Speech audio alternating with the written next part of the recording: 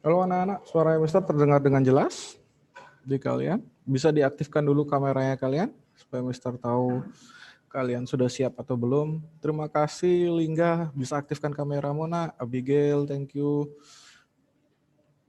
Bisa diaktifkan kameranya kalian supaya Mister tahu. Halo Lingga ya. Oke. Halo Adeline, benar ya Adeline ya? Atau Casey dipanggil? Adeline atau Casey?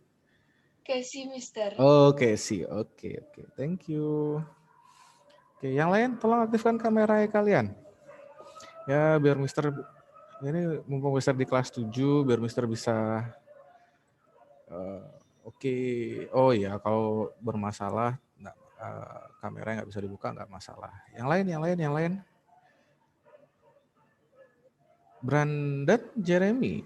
Brandon Jeremy. Oke, Lingga sama Dylan boleh close kameranya ya. Thank you ya, biar Mister kenal sama kalian ya. Halo Dina. Apa kabarmu? Iya. Ya, ini Mister harus sering-sering lihat wajah kelas 7. Kalau enggak, halo Brandon, apa kabar? Brandon atau Jeremy nih namanya? Coba bisa aktifkan audiomu, Brandon. Bisa panggilnya Brandon atau Jeremy? Jeremy aja, Mister. Apa? Jeremy aja. Oh, Jeremy. Oke. Thank you. Oke, yang lain aktifkan kameramu dulu nak, biar Mister bisa tahu wajah-wajahnya kalian yang tadi belum sempat aktifkan kamera. Oke.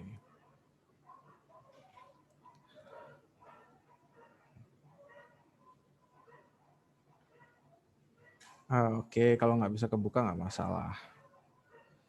Oke, kita mulai saja ya. Jadi karena sudah waktu menunjukkan 7.38. Ya, kita mulai saja. Oke, kita berdoa dulu sebelum kita mulai sharing firman hari ini. Ya, Mister akan pimpin kalian dalam doa. Mari kita berdoa. Bapa kami dalam surga, Tuhan Yesus Kristus, terima kasih Tuhan atas hari yang baru ini. Kami dapat berkumpul kembali Tuhan di Zoom meeting hari ini.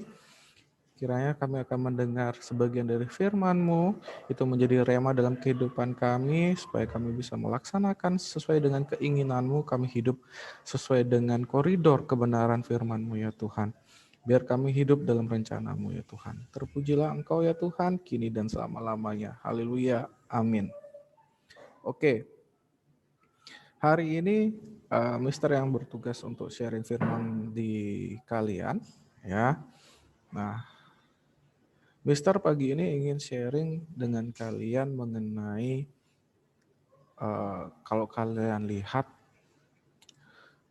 visi misinya Tunas Daud ya, atau kalian lihatlah di baju olahraganya kalian, seret di belakangnya itu ada tulisan bentuk pemimpin masa depan gitu ya. Nah, Mister mau bersharing hari ini adalah pemimpin yang seperti apa sih yang Tuhan inginkan ada gitu ya di di antara kita. Kalian nanti kalau menjadi seorang pemimpin itu seperti apa ya. Nah, ini yang Mister ingin bagikan pagi hari ini ya. Oke. Buka di Keluaran 18 ayat 21. Ya, Keluaran 18 ayat 21. Sudah ada yang ketemu? Kalau sudah ada yang ketemu tolong kasih tanda Mister jempol kah atau angkat tangan kah? Silahkan, tidak masalah. Sudah ada yang ketemu belum? Oke, Lingga sudah ketemu, bisa dibacakan? Tolong dibacakan buat Mister. Keluaran 18 ayat 21.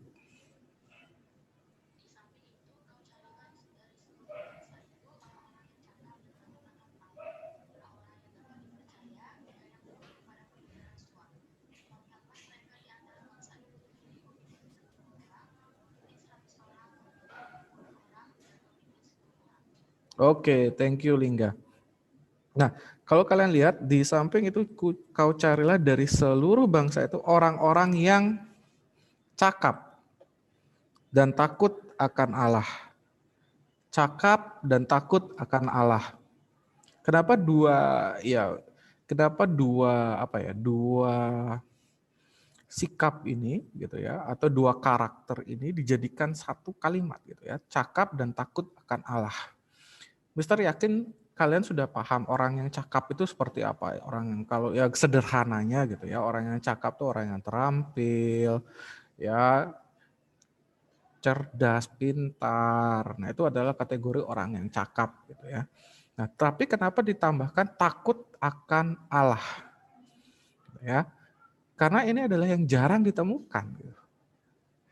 Orang yang kita mudah sekarang mencari orang yang pintar, cerdas, ya terampil. Tapi apakah hidupnya takut akan Allah? Nah, itu yang harus dipertanyakan. Oke.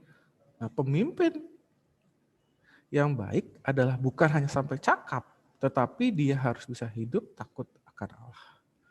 Supaya apa? Supaya dia bisa menjadi contoh buat sesamanya dia. Bagaimana kamu bisa menjadi contoh untuk sesamamu kalau kamu tidak hidup dengan benar? Seperti itu. Ya, makanya cakap dan takut akan Allah. Oke. Nah, berikutnya dikatakan di sana, orang-orang yang dapat dipercaya. Nah, pemimpin itu juga harus dapat dipercaya. Pemimpin yang baik adalah pemimpin yang orang yang dipimpinnya itu bisa percaya akan dia. Ya. Percaya dalam hal ini seperti apa? Apa yang dia katakan, itulah yang dia lakukan. Apa yang dia perbuat, itu adalah sesuai dengan perkataannya dia. Ya, itu dapat dipercaya. Jadi dia bilang A, ternyata dia melakukan B. Nah, itu nggak bisa dipercaya. Tapi pada saat dia berkata A, dia melakukan A. Pada saat memimpin seseorang, dia melakukan yang terbaik. Dia melakukan yang sesuai dengan apa yang dia sampaikan. Oke, itu dapat dipercaya. Berikutnya, dan yang benci kepada pengerjaan suap. Oke, bisa ulang. Dan yang benci kepada pengerjaan suap. Ya, kalian tahulah suap ini artinya ya kita ketemu sehari-hari adalah korupsi, itu bahasanya ya.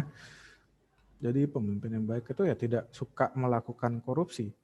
Karena apa? Kembali lagi ke tadi hal yang tadi, cakap dan hidup di dalam Tuhan. Pada saat kalian hidup di dalam Tuhan, maka kalian tidak akan menjadi orang yang suka melakukan korupsi, atau yang dikenal KKN ya, korupsi, kolusi, nepotisme, itu semuanya nggak akan kalian lakukan. Pada saat kalian hidup dalam Tuhan, maka kalian bisa dipercaya. Pada saat kalian hidup dalam Tuhan, maka kalian bisa menjadi contoh untuk sesama kalian. Oke, itulah pemimpin yang diinginkan. Karena apa? Di Keluaran 18 ayat 21 di sana dikatakan, carilah dari seluruh bangsa itu orang-orang yang cakap dan takut akan Allah. Jadi kalau kalian bisa seperti itu, maka kalian adalah orang-orang yang dicari di dunia ini. Untuk melakukan pekerjaan Tuhan, untuk melakukan banyak hal yang Tuhan rencanakan di dunia ini.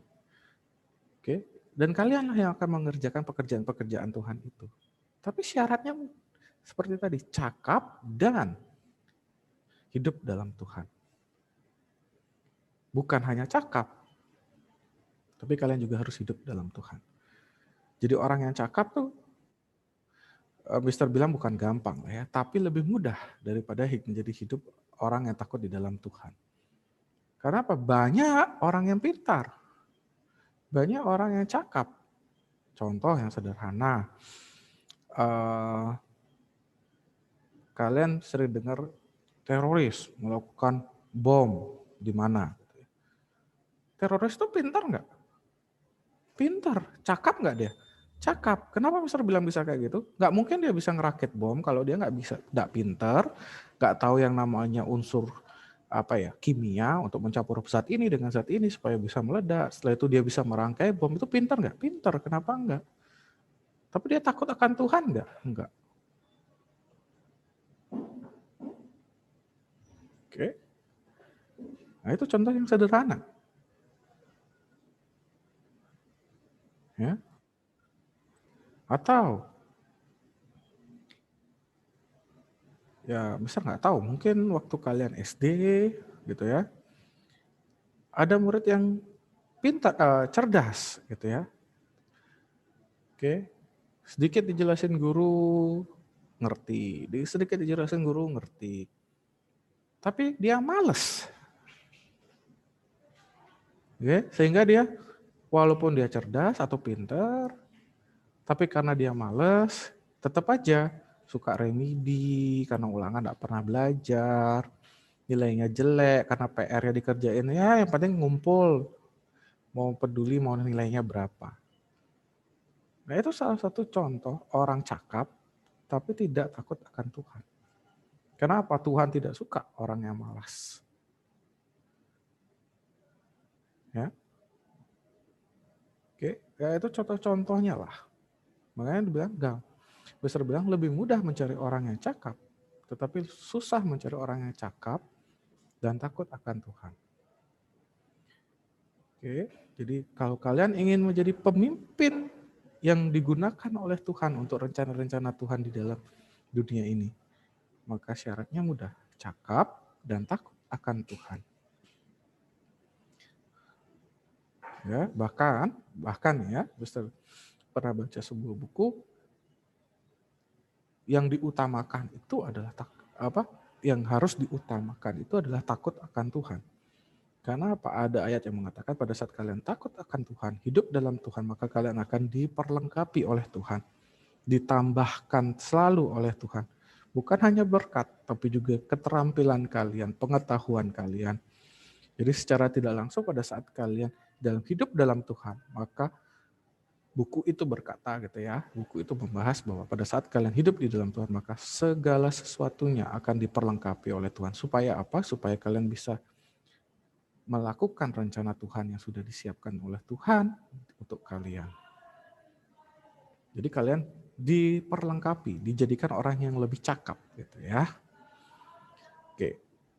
Jadi itu firman Tuhan kita hari ini. Mister harap kalian bisa menjadi benar-benar bisa menjadi pemimpin masa depan yang sesuai yang Tuhan mau. Orang yang cakap, orang yang takut akan Tuhan. Oke, pada saat kamu hidup takut akan Tuhan, maka semua yang kamu lakukan sesuai koridor firman Tuhan, sesuai kebenaran firman Tuhan. Jadi kamu tidak akan meleceh ke kiri, ke kanan, tapi kamu akan lurus sesuai dengan firman Tuhan. Oke, pagi hari ini itu yang bisa sharingkan ke kalian. Mister harap kita sama-sama belajar. Kenapa Mister bilang kita, bukan kalian gitu ya. Karena Mister, ini juga ayat buat Mister. Kalau Mister mau jadi pemimpin yang baik, berarti Mister bukan hanya cakap, tetapi juga harus hidup takut akan Tuhan. Sama seperti kalian, pada saat kalian ingin menjadi pemimpin yang baik, berarti kalian harus cakap dan takut akan Tuhan. Oke, hari ini itu saja sharing firman Tuhan kita. Mister minta kalian aktifkan kameranya dulu dong. Ya, kita berdoa terakhir, tolong aktifkan kamera kalian supaya Mister juga bisa kenal dengan yang lain. Yang tidak bisa mengaktifkan, tidak masalah. Nanti sudah ada dua anak sih yang chat Mister tidak bisa mengaktifkan kameranya. Yang lain tolong diaktifkan. Oke, Casey, thank you. Lingga, thank you. Ini yang lain masih dandan ini, biar lebih cantik sama lebih ganteng ya. Oke. Oke lah, kalau memang. Oke, ya oke lah. Nah, oke, supaya waktunya tidak berlama-lama, supaya kalian bisa mempersiapkan berikutnya, mari kita berdoa. Beserta pimpin kalian dalam doa. Bapa kami dalam surga, Tuhan Yesus Kristus, Tuhan kami ingin menjadi seorang pemimpin yang Tuhan gunakan kami di kehidupan kami Tuhan. Tuhan gunakan kami dalam rancangan Tuhan di muka bumi ini Tuhan. Biarkan kami selalu hidup dalam rancangan-Mu Tuhan. Biarkan kami selalu hidup dalam firman-Mu Tuhan. Biarkan Roh Kudus selalu bekerja dalam hidup kami, Tuhan. Kami rindu Roh Kudus selalu bekerja dalam hidup kami, supaya kami hidup sesuai dengan keinginan-Mu ya Tuhan. Hidup sesuai dengan koridor firman Tuhan-Mu ya Tuhan. Kami yakin dan percaya pada saat kami hidup sesuai dengan rancangan-Mu, Tuhan yang akan memperlengkapi kami, Tuhan yang akan membuat kami mampu melaksanakan segala sesuatu yang sesuai dengan rancangan-Mu ya Tuhan. Biarkan kami menjadi seorang pemimpin yang takut akan Tuhan, pemimpin yang cakap, yang hidup dalam Tuhan. Terpujilah Engkau ya Tuhan, kini dan selama-lamanya. Haleluya. Amin. Oke, thank you. Ya, ini Mister kalau jujur nih ya, Mister pertama kali ketemu Lingga nih, lihat Lingga nih, ceneng gitu ya. Oke, Casey, ya, kemana? Ya, Casey mungkin ini yang kedua dan ketiga ya, cuma sepintas saja Mister pernah lihat gitu ya. Oke, God bless you.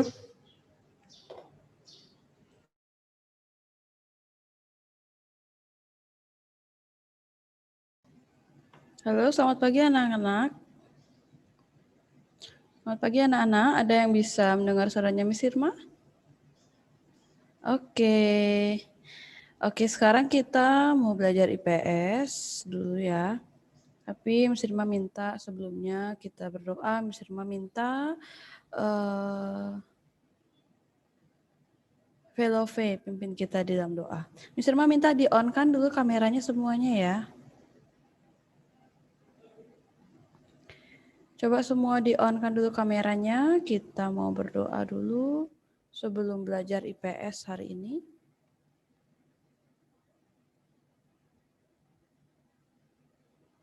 Yang lainnya?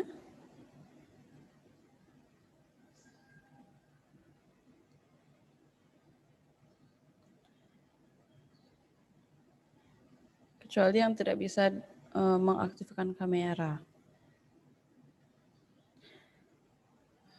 Oke. Stephen, Darmianto, Aileen, Monica, Yuda, silahkan diaktifkan dulu kameranya.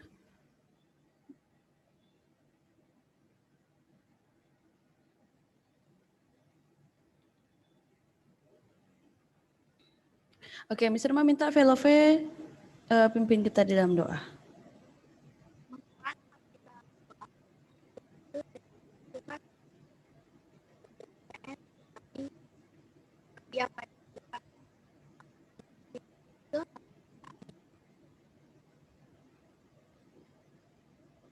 Oke, amin. Terima kasih Velove. Oke anak-anak, sekarang kita memulai pembelajaran IPS. Sebelumnya Miss Irma sudah jelaskan materi mengenai interaksi sosial. Nah, sebelum kita lanjut ke materi berikutnya, Miss Irma mau tanya dulu sama kalian semua. Apakah Miss Irma perlu review kembali materi yang sebelumnya, review dulu untuk mengingat, atau kalian sudah cukup jelas sehingga bisa langsung dilanjutkan saja ke materi berikutnya? Miss Irma minta tolong silahkan kalian berikan tanggapan kalian bagaimana, apakah Miss Irma perlu review dulu materinya atau lanjut saja langsung ke materi berikutnya. Gimana anak-anak? Oke, di review ya. Oke, sambil Miss Irma review materinya, silahkan kalian persiapkan juga LKS-nya, bisa juga kalian sambil lihat di LKS atau di buku paket barangkali mengenai materi interaksi sosial sebelum Miss Irma lanjut ke materi berikutnya. Oke, anak-anak bisa juga sambil memperhatikan PowerPoint yang Miss Irma sebelumnya sudah sempat tayangkan. Oke, Miss Irma review dulu mengenai interaksi sosial. Jadi interaksi sosial itu merupakan hubungan sosial yang terjadi dalam kehidupan masyarakat.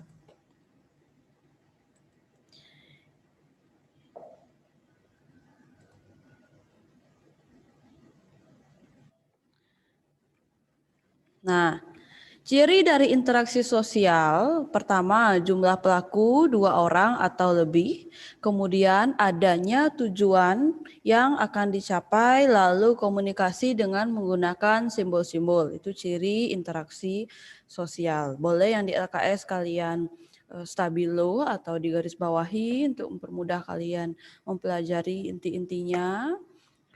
Boleh juga kalian sambil menyimak saja ya. Nah, kemudian apa saja syarat-syarat interaksi sosial? Yang pertama, harus ada kontak sosial dan yang kedua, harus ada komunikasi sosial. Oke, kontak sosial di sini berasal dari bahasa Latin yang berarti bersama-sama menyentuh atau bersentuhan. Yang maksudnya di sini dicontohkan seperti berjabat tangan, kemudian atau bergandeng tangan, ya. Kemudian kontak sosial memiliki 2 sifat, yaitu ada kontak sosial yang positif dan negatif. Kalau yang positif itu kontak sosialnya mendapat respon. Kalau yang negatif tidak mendapat respon. Ya. Lalu ada juga kontak sosial primer dan sekunder. Bedanya kalau kontak sosial primer itu secara langsung, kalau kontak sosial sekunder melalui perantara. Nah, kemudian ada juga komunikasi. Jadi selain kontak sosial, syarat dari interaksi sosial ada komunikasi. Jadi komunikasi itu penyampaian pesan ya dari pihak satu ke pihak yang lainnya. Kemudian proses komunikasi dapat terjadi melalui unsur-unsur. Yang pertama, sumber informasi atau yang mengirimkan pesan. Kemudian yang kedua ada pesan, baik itu pesan verbal maupun non-verbal. Yang ketiga ada saluran komunikasi, komunikan, umpan balik, dan gangguan komunikasi. Oke. Selanjutnya faktor pendorong interaksi sosial. Apa saja faktor-faktor yang mendorong untuk terjadinya interaksi sosial? Yang pertama, imitasi atau kecenderungan meniru. Lalu kedua, sugesti yang merupakan sikap, pandangan, dan pendapat orang lain yang diterima tanpa dipikir ulang terlebih dahulu. Itu namanya sugesti. Lalu ada identifikasi. Nah, identifikasi keinginan seseorang menjadi sama dengan pihak lain. Nah, faktor pendorong interaksi sosial berikutnya itu ada simpati, di mana simpati merupakan ketertarikan seseorang terhadap orang lain. Lalu empati, kemampuan seseorang mengolah emosi seakan mengalami kondisi yang dirasakan orang lain. Misalnya, nah, kenapa empati di sini disebutkan salah satu faktor pendorong interaksi sosial? Karena ketika ada sikap empati atau memposisikan diri sama seperti posisi orang lain atau keadaan orang lain, maka otomatis akan tercipta yang namanya interaksi sosial. Misalnya, Miss Irma merasa kasihan melihat temannya Miss Irma kesusahan atau dia mengalami kesulitan. Nah, Miss Irma berarti berempati terhadap temannya Miss Irma. Nah, dengan adanya sikap empati yang Miss Irma rasakan, berempati terhadap orang lain, maka tentu akan tercipta interaksi sosial karena berempati, saya bantu teman, saya bantu saja dah teman saya yang mengalami kesulitan. Nah, maka timbullah yang namanya interaksi sosial. Itu maksudnya. Ya, selanjutnya ada motivasi. Motivasi di sini merupakan dorongan dari dalam diri seseorang, termotivasi untuk lebih giat lagi belajar, ya. Dengan adanya motivasi atau dorongan untuk lebih giat lagi belajar, maka tercipta yang namanya interaksi sosial. Oh, saya lebih giat lagi belajarnya dari sebelumnya. Oleh karena itu saya menghubungi Miss atau Mister yang mengajar mata pelajaran apa untuk saya lebih dalam pelajari pelajaran itu karena saya sering kurang mengerti pelajaran tersebut. Misalnya seperti itu ya contoh. Oke, selanjutnya ada bentuk-bentuk interaksi sosial. Nah, bentuk-bentuk interaksi sosial di sini ada dua. Yang pertama asosiatif dan yang kedua disosiatif. Kalau yang asosiatif ini bersifat positif, ya, karena mengarah pada kerjasama atau kesatuan pandangan. Kalau yang disosiatif ini bersifat negatif karena disosiatif di sini mengarah pada pertentangan atau perpecahan. Ya, jadi bentuk interaksi sosial ada dua. Nah, untuk yang asosiatif atau yang positif bentuk interaksi sosialnya, pertama ada kerjasama. Kerjasama tentu bersifat positif. Nah, yang akomodasi, kalau akomodasi di sini bisa kita lihat. Nah, ini mesin mas sebelumnya sudah jelaskan ya.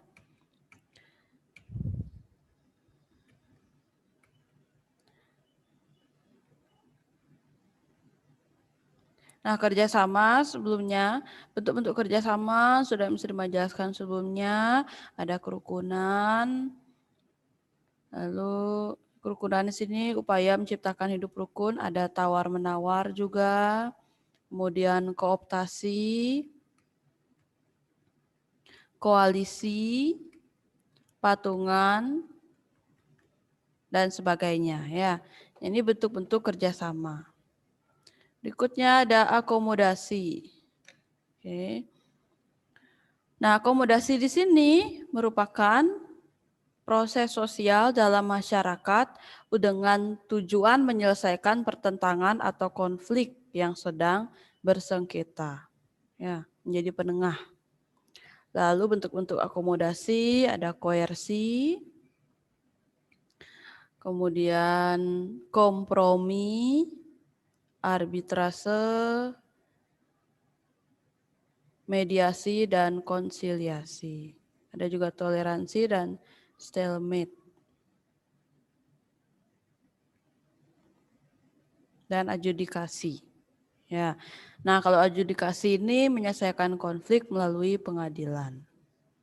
Kemudian tujuan dari akomodasi ini merupakan menyelesaikan pertentangan. Berikutnya, jadi bagian dari interaksi sosial yang asosiatif ada asimilasi. Kalau asimilasi di sini merupakan proses peleburan dua kebudayaan berbeda menjadi satu kebudayaan baru dan menghilangkan ciri khasnya. Itu asimilasi. Kalau yang akulturasi, perpaduan dua budaya menjadi satu tanpa menghilangkan ciri khas budaya sebelumnya. Selanjutnya, amalgamasi merupakan meleburnya dua kelompok menjadi satu dan melahirkan budaya baru. Ya. Nah, amalgamasi di sini biasanya terbentuk melalui pernikahan campuran. Kemudian interaksi sosial yang disosiatif. Yang pertama ada persaingan atau kompetisi. Lalu ada kontravensi, bisa kalian garis bawahi yang di LKS, itu sudah ada. Konflik atau pertentangan, ya. Mana-mana konflik atau pertentangan pasti bersifat negatif. Oleh karena itu, konflik atau pertentangan merupakan bagian dari interaksi sosial disosiatif. Oke. Nah, berikutnya berdasarkan pelakunya, bentuk interaksi sosial meliputi yang pertama, interaksi sosial antara individu dan individu, antara individu dan kelompok, kelompok dan individu, kelompok dan kelompok.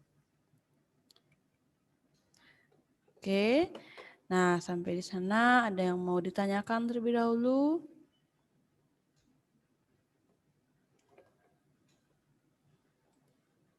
Ada yang mau bertanya dulu?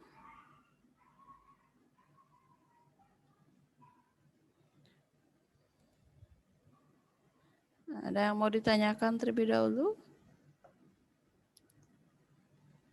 Nanti silahkan digaris bawahi judul-judulnya ya, poin-poinnya ILKS. Oke. Nah, Miss Irma, kalau tidak ada yang mau bertanya, Miss Irma mau bertanya satu pertanyaan nih. Kalau misalnya Monica meminjam pulpen ke Velove, itu termasuk interaksi apa? Miss Irma minta Desa Madedina silahkan jawab, itu termasuk interaksi apa?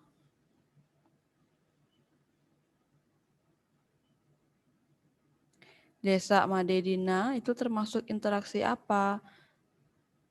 Monica meminjam pulpen ke Velove. Desa Madedina, apakah ada di depan laptop? Halo, Desa Madedina?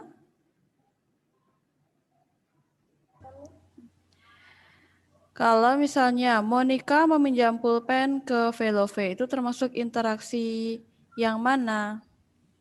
Interaksi sosial yang mana, Desa Madedina? Ya, individu dengan individu. Oke. Nah, sudah cukup jelas ya mengenai interaksi individu dengan individu, individu dengan kelompok, kelompok dengan kelompok. Apakah sudah jelas? Mungkin bisa memberikan reaction. Oke, Lingga. Yang lainnya gimana ini?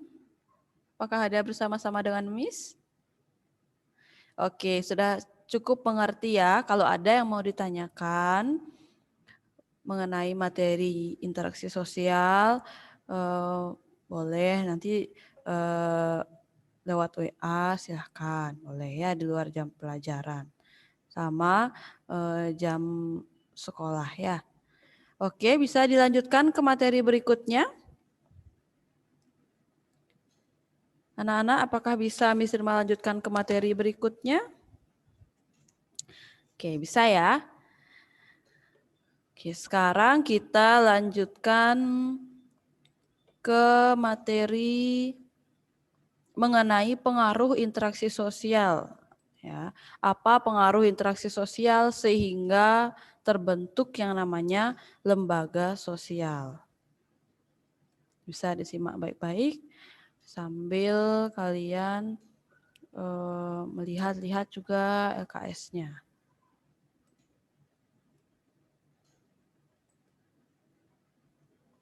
Nah, pengaruh lembaga sosial terhadap pembentukan lembaga sosial. Apa pengaruh dari, ini pengaruh interaksi sosial maksudnya ya.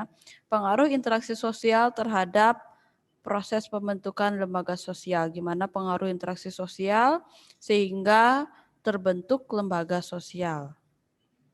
Nah, kalian perlu ketahui sebelumnya, apa itu lembaga sosial? Ya.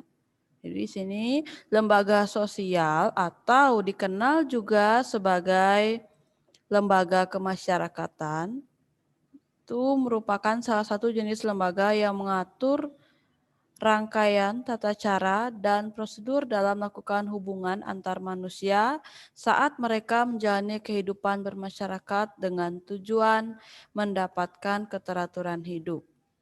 Ya. Itu lembaga sosial kemasyarakatan. Oke.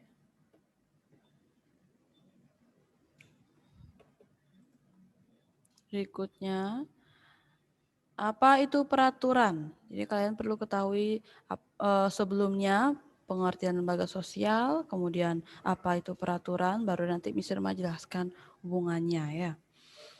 Jadi peraturan itu merupakan perangkat yang berisi patokan dan ketentuan untuk dijadikan pedoman yang merupakan hasil dari keputusan yang telah disepakati dalam suatu organisasi yang bersifat mengikat, membatasi, dan mengatur.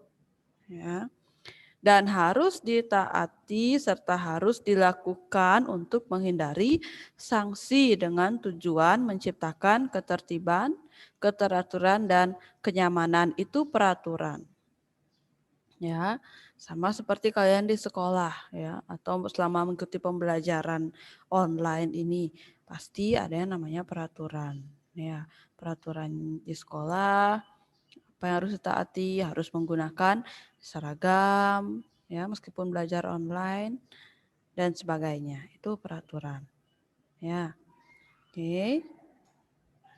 Nah, dari interaksi sosial hingga terbentuknya lembaga sosial, bagaimana apa hubungannya, bagaimana awal terbentuknya lembaga sosial, kenapa dari interaksi kok bisa tercipta yang namanya lembaga sosial. Nah, bisa kalian perhatikan.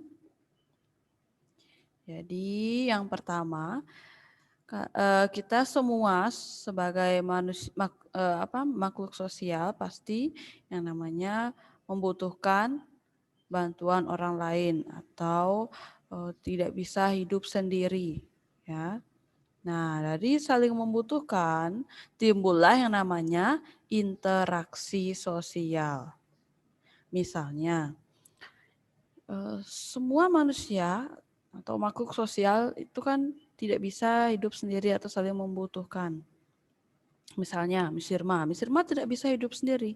Pasti juga Miss Irma membutuhkan orang lain. Misalnya orang tuanya Miss Irma. Ya. Misalnya Miss Irma sedang mengalami kesulitan. Ya. Miss Irma membutuhkan bantuan orang tua untuk melakukan suatu hal. Nah, dari kesulitannya Miss Irma pasti menghubungi orang tua terlebih dahulu. Nah, ketika Miss Irma menghubungi orang tua terlebih dahulu, pasti timbul yang namanya interaksi sosial, baik itu interaksi sosial secara langsung maupun tidak langsung. Ya. Nah, jadi manusia saling membutuhkan terlebih dahulu. Karena manusia saling membutuhkan, maka terjadi yang namanya interaksi. Nah, dari interaksi di sini timbul yang namanya masalah dalam barter. Barter di sini bukan dalam artian secara ekonomi saja ya. Nah, dari masalah tersebut timbul yang namanya aturan. Misalnya begini, seseorang kan awalnya dia saling membutuhkan. Dia membutuhkan bantuan orang lain. Timbul yang namanya interaksi karena dibantu sama orang yang dimintain bantuan. Timbul yang namanya interaksi. Lalu terjadi masalah misalnya. Oke. Nah, dua orang yang saling membutuhkan tadi terlibat masalah. Ya, atau saling berkonflik. Makanya muncullah namanya aturan untuk mengatur bagaimana mereka dalam menyelesaikan konflik tersebut ya. Oke. Jadi itu alurnya.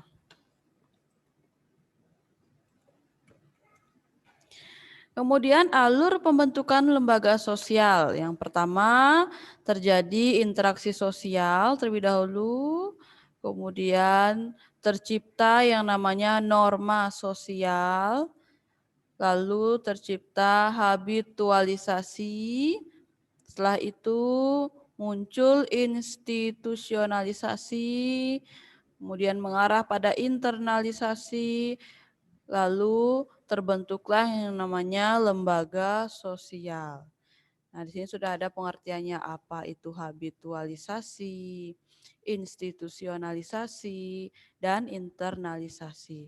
Kalau habitualisasi di sini merupakan proses yang menjadikan suatu norma menjadi kebiasaan atau biasa untuk seseorang.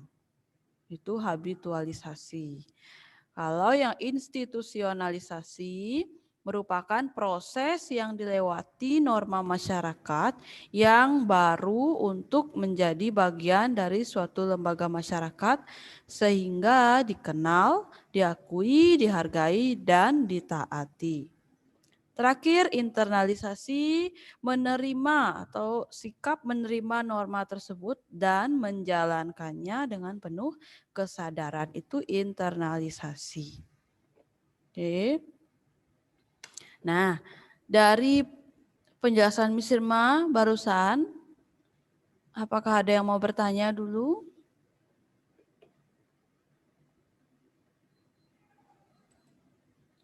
Ada yang mau bertanya dulu sebelumnya? Bagaimana kok bisa terbentuk lembaga sosial? Karena ada interaksi sosial. Oke. Apakah sudah cukup jelas? Tolong berikan responnya jika sudah cukup mengerti.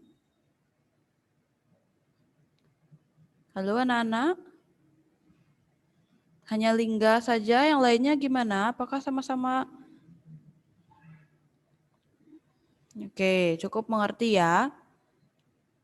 Oke, sekarang Miss Irma lanjutkan ke lembaga sosial.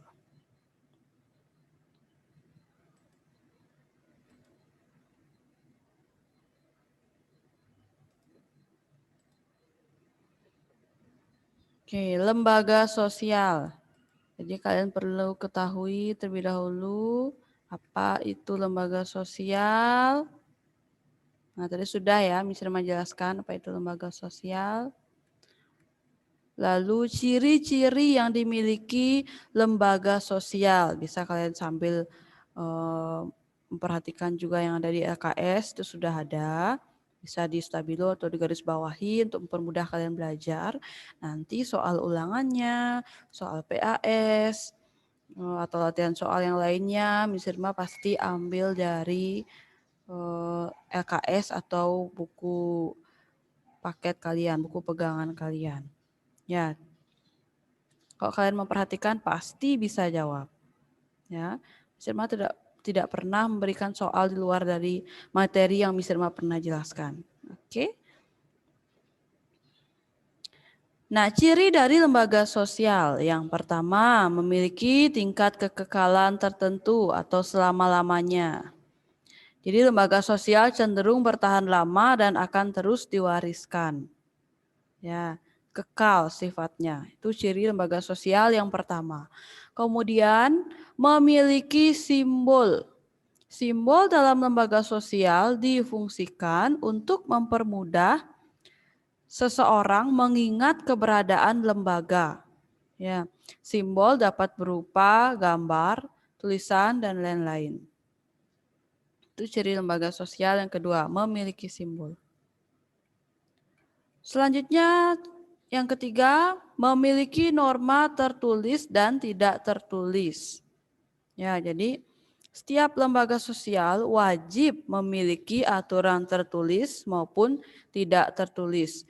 Misalkan sekolah itu pasti punya aturan tertulis, punya peraturan tersendiri. Ya. Nah, kalau aturan tertulis di sini contohnya menurut Undang-Undang Guru dan Dosen pasal 20 bahwa guru wajib melaksanakan proses pembelajaran. Nah, kalau aturan tidak tertulis, siswa wajib memperhatikan guru saat mengajar. Jadi bisa kalian pahami perbedaannya kalau aturan tertulis itu seperti apa, kalau aturan tidak tertulis seperti apa. Ya, misalnya Miss Irma menitip pesan pada Lingga tentang materi pembelajaran IPS untuk disampaikan ke Velove. Itu atau ganti deh gini ya, biar kalian lebih mudah mengerti. Miss Irma meminta agar anak-anak kelas 7C segera mengumpulkan tugas yang berupa proyek. Tuh, itu termasuk yang mana? Tidak tertulis atau tertulis? Lingga?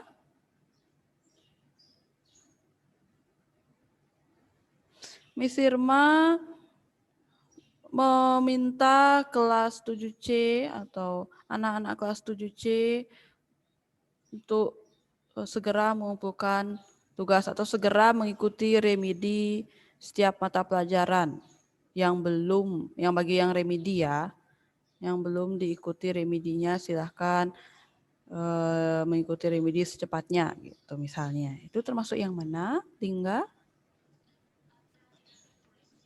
Yang tidak tertulis, bagus ya. Jadi kalau aturan tertulis itu menurut undang-undang, kalau aturan tidak tertulis itu secara lisan bisa disampaikan. Ya, aturan tertulis seperti peraturan sekolah itu bisa juga, itu aturan tertulis. Kalau aturan tidak tertulis itu merupakan peraturan yang disampaikan secara lisan, ya. Nah, itu ciri lembaga sosial. Yang kedua, lalu memiliki tujuan yang jelas. Setiap lembaga sosial pasti memiliki tujuan yang jelas. Misalnya, sekolah memiliki tujuan yaitu untuk mencerdaskan kehidupan bangsa. Ya, jadi setiap lembaga sosial pasti punya tujuan yang jelas. Ya. Berikutnya, memiliki alat kelengkapan. Lembaga sosial membutuhkan alat kelengkapan untuk mencapai tujuan. Contohnya, sekolah selaku lembaga pendidikan itu memerlukan yang namanya meja, buku, ruang kelas, dan sebagainya untuk melaksanakan proses pembelajaran. Itu memiliki alat kelengkapan tersendiri. Oke, maksudnya seperti itu. Lalu memiliki pola perilaku. Lembaga sosial terdiri atas norma, adat istiadat, kebiasaan, dan tata kelakuan yang tergabung dalam satu pola perilaku. Contohnya di sekolah, warga sekolah diperlakukannya tata kelakuan seperti norma. Ya. Pola perilaku ciri lembaga sosial. Oke, berikutnya tingkat norma dalam lembaga sosial. Lembaga sosial dalam masyarakat dibentuk oleh norma-norma. Nah, norma-norma memiliki daya ikat berbeda, yaitu daya ikat lemah dan daya ikat kuat. Oke. Nah, tingkatan norma, penjelasan tingkatan norma. Silahkan perhatikan, ini biasanya sering terdapat dalam soal. Jadi tingkatan norma perlu kalian ketahui yang pertama ada cara. Ya. Jadi norma cara merupakan norma yang memiliki nilai ikat paling lemah. Contohnya, norma cara adalah membuang sampah pada tempatnya. Ya, sanksi dari norma cara adalah celaan, dicela. Ya.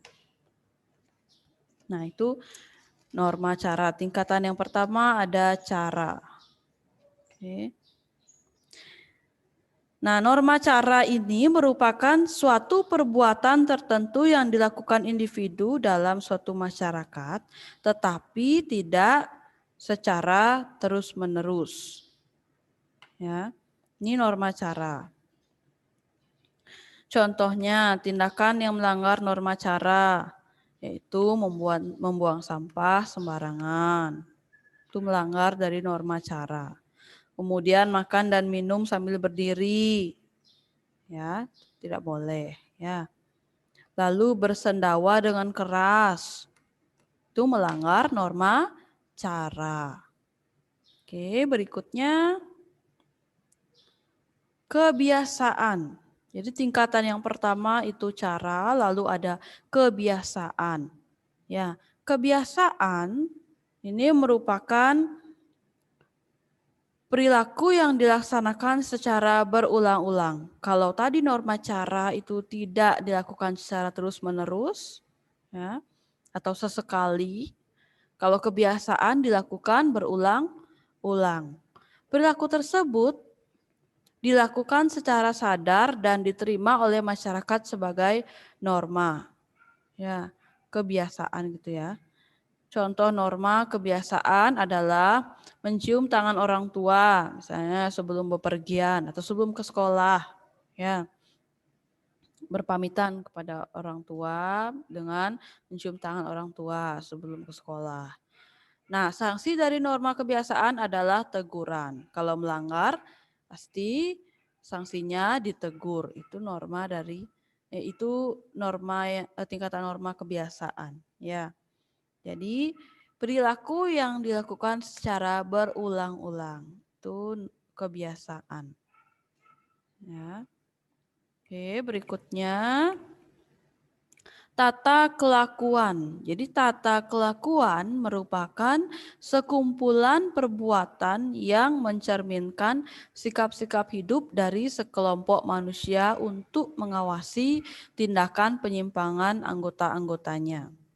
Jadi tata kelakuan dianggap sebagai cara bagaimana seseorang berperilaku terhadap yang lainnya. Contohnya, pelanggaran tata kelakuan yaitu tidak mengenakan seragam sekolah sesuai peraturan. Ya, kalian meskipun belajar online juga pasti diminta untuk tetap menggunakan seragam selama pembelajaran online. Ya, baik offline maupun online. Nah, sanksi dari norma ini adalah hukuman, tapi di sini mungkin kalau yang ekstrim sekali, di sini Miss Irma ralat ya, ini bukan hukuman fisik. Oke, mungkin kalau di luaran sana baru hukuman fisik ya. Oke, itu tata kelakuan. Kemudian ada adat istiadat. Tingkatan selanjutnya adat istiadat. Ya, tata kelakuan yang terintegrasi secara kuat dengan pola-pola perilaku masyarakat. Sanksi dari norma adat istiadat ini merupakan pengucilan, dikucilkan. Ya, contoh peraturan adat adalah mengatur pernikahan. Misalnya di adat itu ada bagaimana peraturan adat di tiap daerah-daerah kan pasti berbeda-beda ya, sesuai budayanya dari setiap daerah ya. Oke, itu adat istiadat.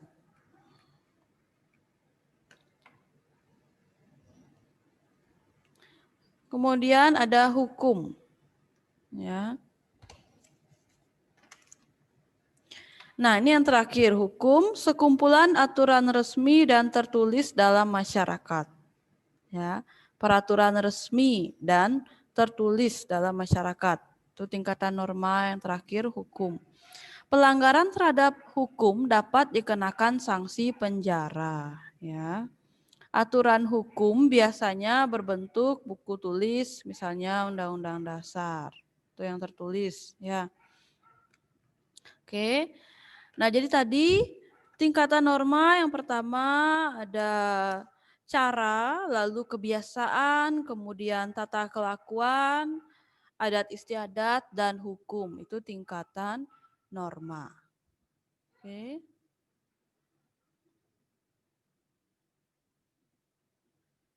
Nah, sampai di sana sudah paham dulu? Atau ada yang mau ditanyakan? Atau Miss Irma terlalu cepat menjelaskan barangkali? Miss Irma berusaha untuk pelan-pelan dalam menjelaskan biar kalian juga tidak terburu-buru gitu ya, biar kalian enggak terlewat gitu aja materinya. Oke, sampai di sana sudah paham dulu? Oke, thank you Abigail, Jessica. Oke, selanjutnya kita lanjutkan kembali.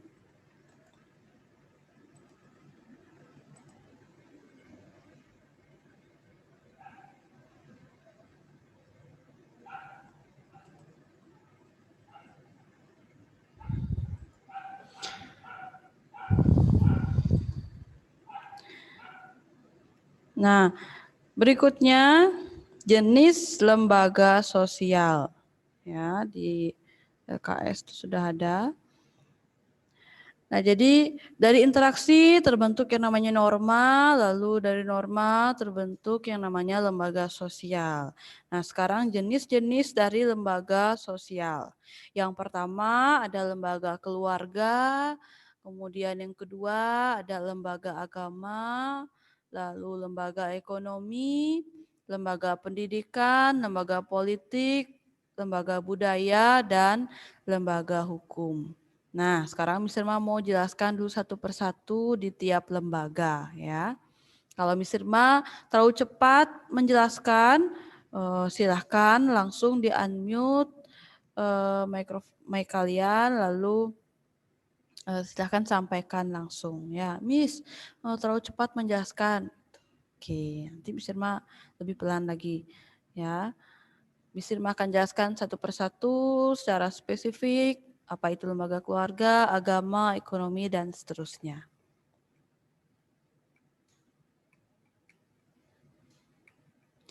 Nah, kalian perlu ketahui terlebih dahulu fungsi dari lembaga sosial. Yang pertama, memberikan pedoman kepada anggota masyarakat. Yang kedua, menjaga keutuhan masyarakat untuk mewujudkan kehidupan serasi dan harmonis. Lalu yang ketiga, mendorong sistem pengendalian sosial. Itu fungsi-fungsi lembaga sosial. Pertama, memberikan pedoman kepada anggota masyarakat. Yang kedua, menjaga keutuhan masyarakat. Itu untuk mewujudkan kehidupan serasi dan harmonis. Lalu yang ketiga, ada mendorong sistem pengendalian sosial. Nah, kita mulai dulu dari jenis lembaga sosial yang pertama. Ada lembaga keluarga. Ya. Nah, di LKS juga sudah ada, bisa kalian perhatikan juga yang di LKS atau sambil digarisbawahi yang di LKS. Nah, jadi lembaga keluarga merupakan lembaga primer dalam masyarakat, ya. Jadi lembaga keluarga ini berperan penting dalam membentuk karakter individu, ya.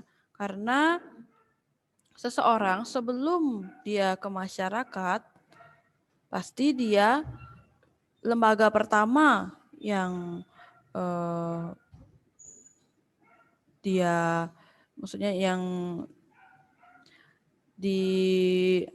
lembaga pertama yang ada pada seseorang itu pasti lembaga keluarga, ya. Nah, jadi lembaga keluarga ini terbentuk dari ikatan perkawinan, ya. Nah, di sini keluarga memiliki ciri-ciri antara lain. Pertama, merupakan hubungan perkawinan atau pernikahan. Lalu memiliki tempat tinggal bersama. Kemudian memiliki ketentuan ekonomi. Itu lembaga keluarga. Ya, misalnya Miss Irma, kalian, kita semua pasti punya keluarga masing-masing ya. Lembaga keluarga. Nah, lembaga ini berperan penting dalam membentuk karakter individu. Jadi lembaga keluarga menerapkan aturan yang harus ditaati setiap anggota keluarga. Ya, jadi di tiap keluarga pasti punya aturan-aturan tertentu, ya. Nah, masyarakat Indonesia mengenal dua jenis perkawinan endogami dan eksogami. Nah, jadi lembaga keluarga di sini dia mempunyai beberapa fungsi. Yang pertama, fungsi reproduksi atau melanjutkan keturunan. Oke. Nah, fungsi reproduksi yang dimaksud di sini memiliki manfaat untuk memenuhi kebutuhan seksual dan meneruskan keturunan. Ya. Contohnya, ketika dua orang dewasa menikah, pasti menginginkan yang namanya keturunan. Ya, keturunan tersebut sebagai generasi penerus keluarga. Jadi orang menikah pasti ingin segera memiliki keturunan karena keturunan merupakan generasi penerus keluarga. Oke. Lalu yang kedua, fungsi proteksi atau memberikan perlindungan. Jadi keluarga berperan melindungi anggotanya dari bahaya ya, yang berasal dari lingkungan sekitar. Perlindungan tersebut bertujuan agar anggota keluarga memperoleh ketenangan dan ketentraman. Jadi fungsi dari lembaga keluarga pasti memberikan perlindungan terhadap anggotanya. Contohnya, ayah dan ibu melindungi anaknya dari bahaya kejahatan atau sedang mengalami kesulitan dibantu oleh ayah dan ibu. Ya, seperti kalian misalnya di rumah, misalnya mengalami kesulitan dalam belajar sama di rumah atau dan sebagainya ya, itu pasti ditolong atau dibantu oleh orang tua. Ya. Nah, itu fungsi proteksi, memberikan perlindungan terhadap setiap anggota keluarganya. Berikutnya, fungsi lembaga keluarga ada fungsi ekonomi, mencukupi kebutuhan ekonomi. Ya. Nah, fungsi ekonomi di sini sangat berperan dalam kelangsungan hidup anggota keluarga. Jadi keluarga menjalankan fungsi ekonomi dengan memenuhi kebutuhan primer, sekunder, dan tersier anggotanya. Ya, jadi pemenuhan kebutuhan ekonomi di sini berkaitan dengan cara mencari nafkah atau perencanaan anggaran biaya, ya, serta pengeluaran biaya keluarga. Oh, untuk sebulan keluarga kita pengeluarannya biaya apa saja?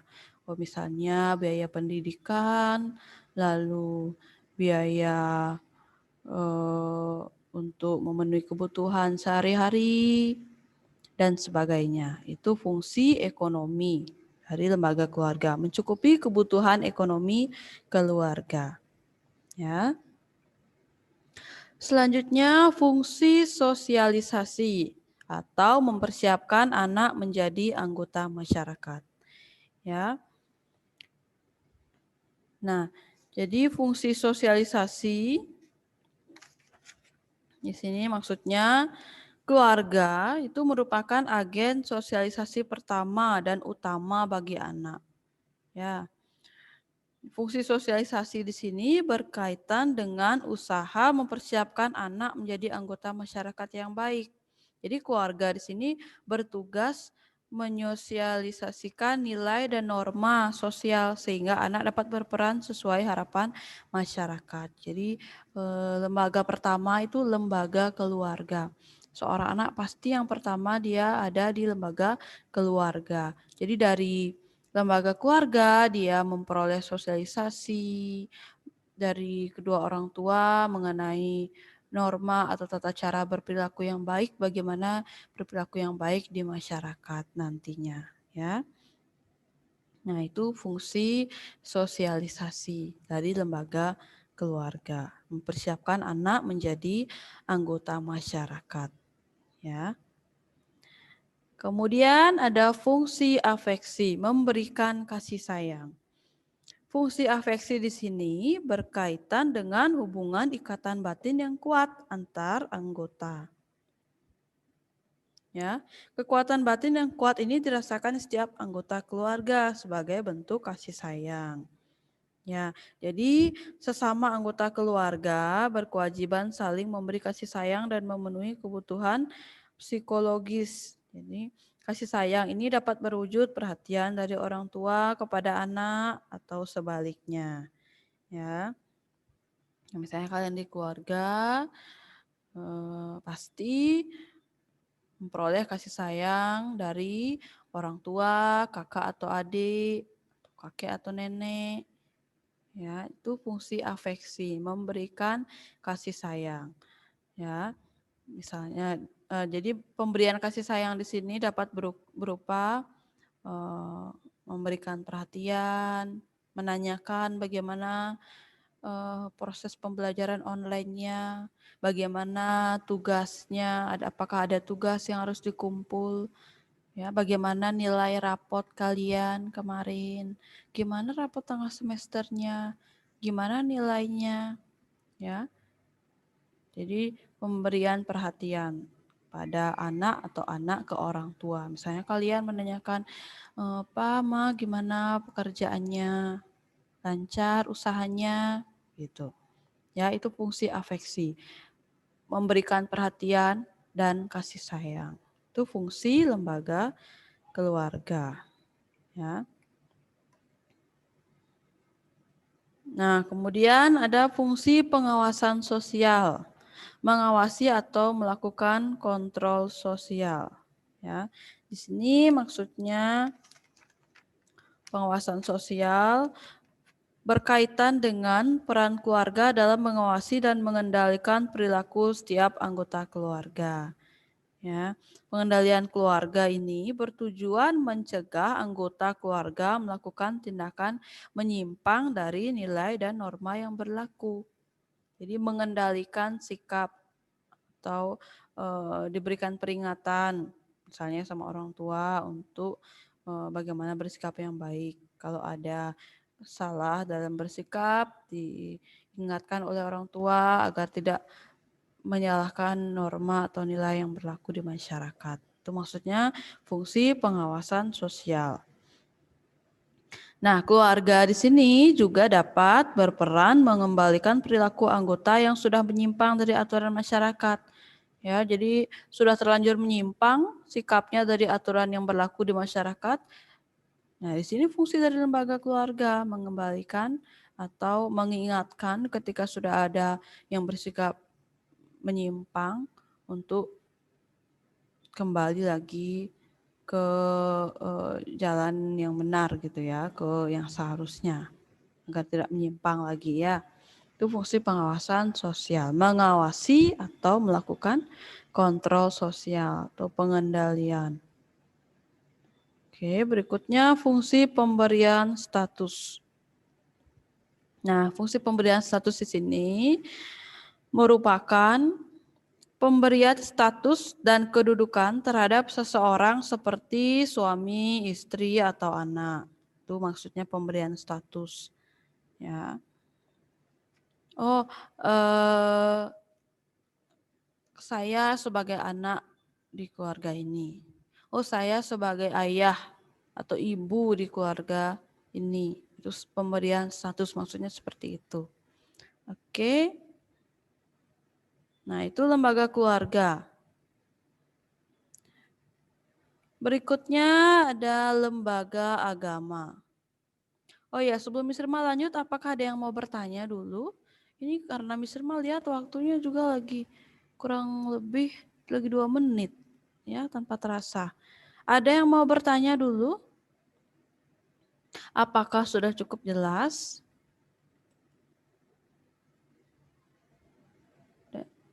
Oke. Yang lainnya gimana? Yang lainnya apakah masih bersama-sama dengan Miss Irma? Masih bersama-sama mengikuti pelajaran IPS? Atau bagaimana? Hanya beberapa yang sudah jelas, sudah mengerti ya. Oke, sampai di sini sudah mengerti ya, berarti sudah paham sampai di lembaga keluarga dulu, karena ini waktunya juga ternyata sudah habis ya. Nah, sampai di sini dulu, Miss Irma jelaskan sampai di lembaga keluarga dulu ya. Nanti pertemuan berikutnya Miss Irma lanjutkan ke jenis lembaga sosial yang lainnya ya. Oke.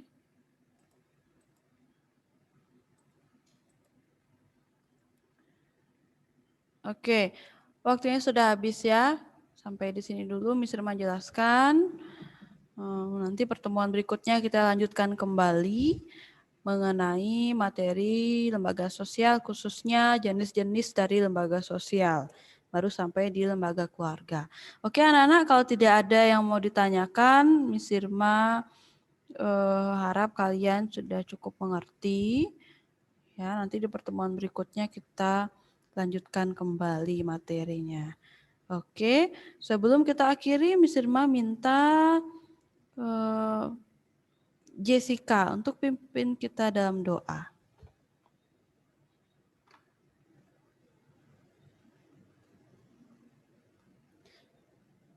Silahkan Jessica.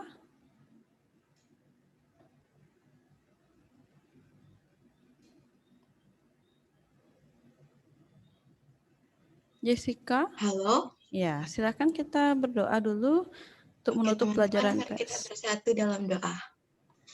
Tuhan Yesus, terima kasih Tuhan, kami sudah selesai belajar IPS Tuhan, dan sebentar lagi kami akan melanjutkan pembelajaran kami Tuhan, berkati kami dari awal hingga pada akhirnya Tuhan, dalam nama Tuhan Yesus, haleluya, amin.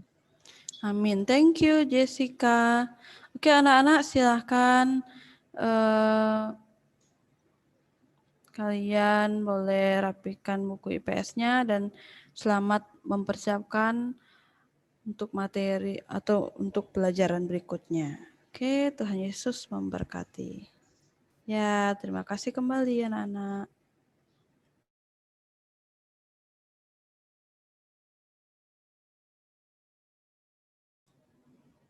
Halo.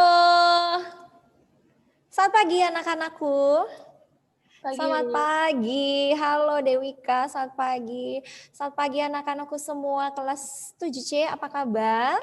Miss Yani harap kalian selalu dalam keadaan sehat, bisa beri reaction thumbs up bagi kalian yang bisa mendengarkan suara Miss Yani. Thank you Casey, thank you Dewika, thank you Abigail Jessica, thank you J, Isbandi. Yang lainnya bagaimana? Hai. Thank you Dina. Thank you Yufri, Joshua. Ya, bagaimana kalian sudah siap untuk mengikuti pelajaran pada pagi hari ini? Untuk pelajaran IPA siap ya? Baik, kalian siapkan buku IPA-nya. Oke, kita akan melanjutkan pembelajaran kita di pagi hari ini. Mengenai materi dan perubahannya. Tapi sebelumnya kita akan berdoa dulu ya. Miss Yani minta kesediaan dari Jessica untuk berdoa. Silakan Nak. Halo Jessica. Abigail Jessica. Halo. Halo, bisa pimpin doa ya Nak ya? Oke, teman-teman mari kita bersatu dalam doa. Tuhan Yesus, sebentar lagi kami mau belajar IPA, Tuhan, berkati kami supaya kami bisa mengerti apa yang diajarkan ya Tuhan. Berkati kami dari awal hingga pada akhirnya supaya kami bisa fokus ya Tuhan. Dalam nama Tuhan Yesus, haleluya, amin. Amin, amin. Terima kasih Abigail Jessica sudah pimpin kita dalam doa. Baik anak-anak, kita akan mulai pelajaran kita pada pagi hari ini ya. Di sini saya screen dulu. Oke, sudah terlihat? Ya, bisa terlihat ya?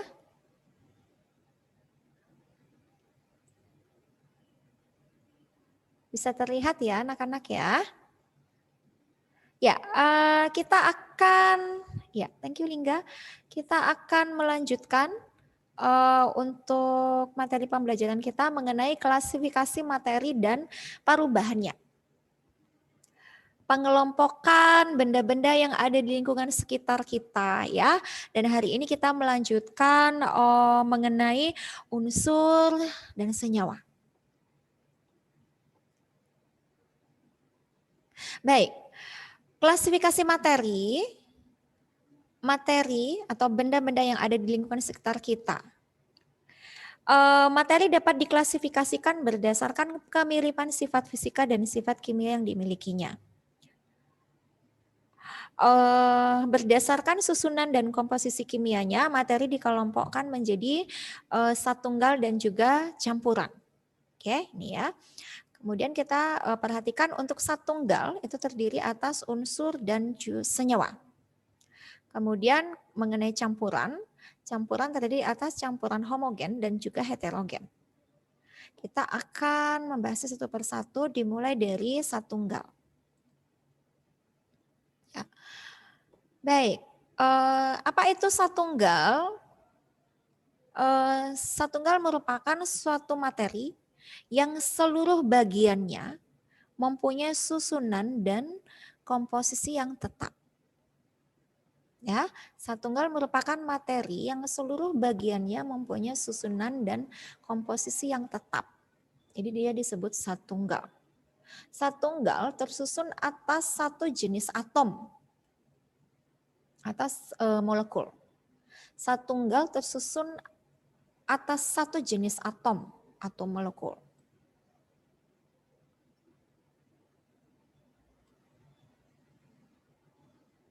Contohnya air, gula, garam, dan besi. Ya, yang ada di lingkungan sekitar kita. Air, gula, garam, dan besi. Nah, perhatikan kembali. Kemudian campuran. Apa itu campuran? Campuran materi yang tersusun atas dua atau lebih satunggal. Sifatnya masih mempunyai zat semula dalam materi tersebut. Itu mengenai campuran. Baik, kita akan melihat satunggal ya yang terdiri atas unsur dan senyawa. Kita akan bahas satu persatu dimulai dari unsur terlebih dahulu ya. Apakah unsur itu? Unsur merupakan satunggal yang tidak dapat diuraikan menjadi zat-zat lain yang lebih sederhana melalui reaksi kimia biasa. Unsur tersusun atas satu jenis atom. Ya, bisa diulangi. Unsur merupakan satunggal yang tidak dapat diuraikan menjadi zat-zat lain yang lebih sederhana melalui reaksi kimia biasa. Unsur tersusun atas satu jenis atom.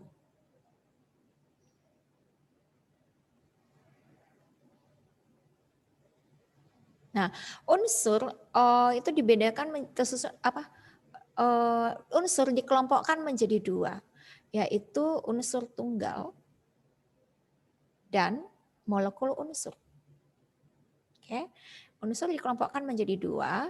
Yang pertama unsur tunggal, yang kedua molekul unsur.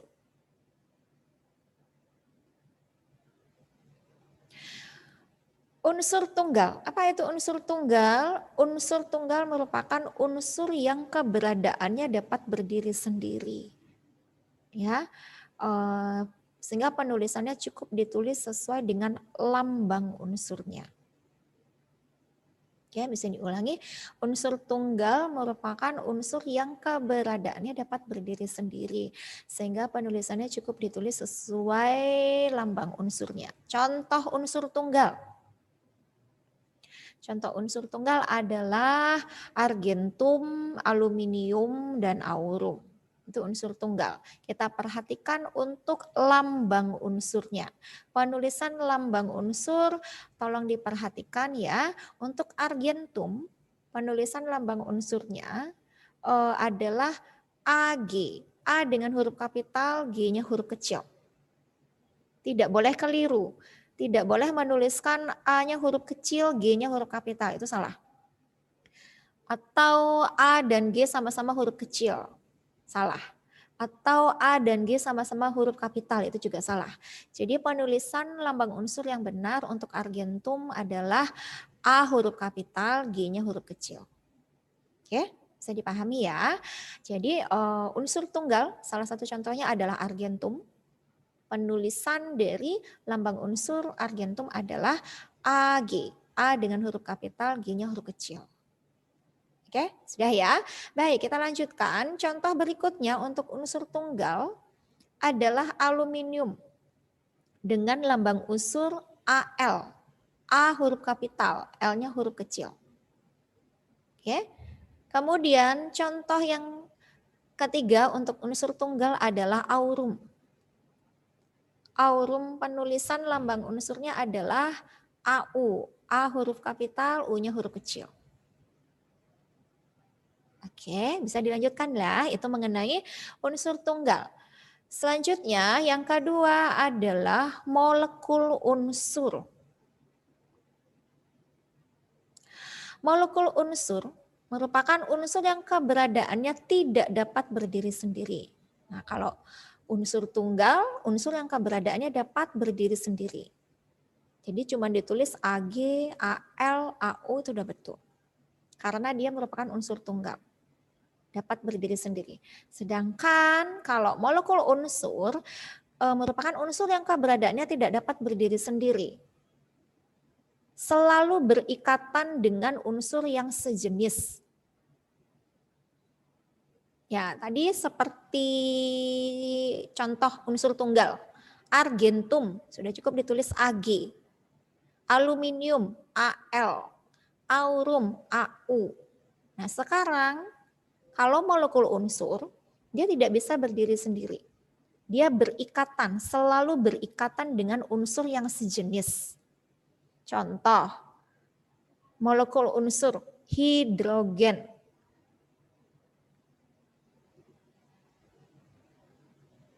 Lambangnya adalah H huruf kapital.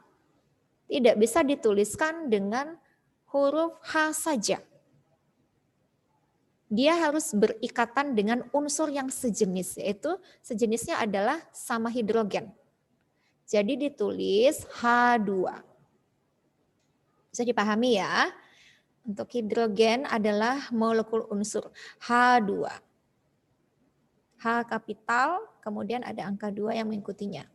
Jadi berikatan dengan unsur yang sejenis. Ini disebut molekul unsur. Kemudian klorin, Cl2. Cl ini lambang dari klorin. C huruf kapital, L-nya huruf kecil. Kloril. Tapi molekul unsur ini tidak bisa berdiri sendiri. Jadi dia berikatan dengan sesama unsur yang sejenis ya. Sama-sama Cl, jadi ada 2 Cl ditulis Cl2.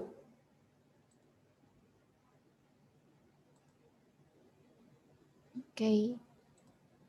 Ya, selanjutnya I2. I2 ini adalah molekul unsur. I ini adalah lambang dari iodin. Ya.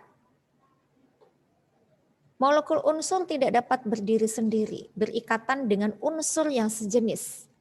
Jadi ada penulisannya 2. I2. Ada angka 2-nya. Dia nggak bisa berdiri sendiri. Jadi berikatan dengan sesama iodin. Sehingga ditulis I2. Demikian juga dengan N2. N ini adalah lambang dari unsur nitrogen. Kalau penulisannya N2 ini disebut molekul unsur. Nitrogen berikatan dengan sesama nitrogen, jadi berikatan dengan unsur yang sejenis. Membentuk N2. N2 ini adalah molekul unsur. Oke ya. Kemudian oksigen. Kalau dilihat penulisan O2, O2 ini adalah molekul unsur. Ya. Unsur oksigen berikatan dengan jenisnya yang sama, yaitu dengan oksigen, sehingga terbentuk molekul unsur dengan penulisan O2. O-nya huruf kapital. Oke, bisa dipahami ya. Kalau kalian menemukan pertanyaan seperti ini, perhatikan beberapa penulisan unsur berikut ini. H2, Cl2, Ag, Al.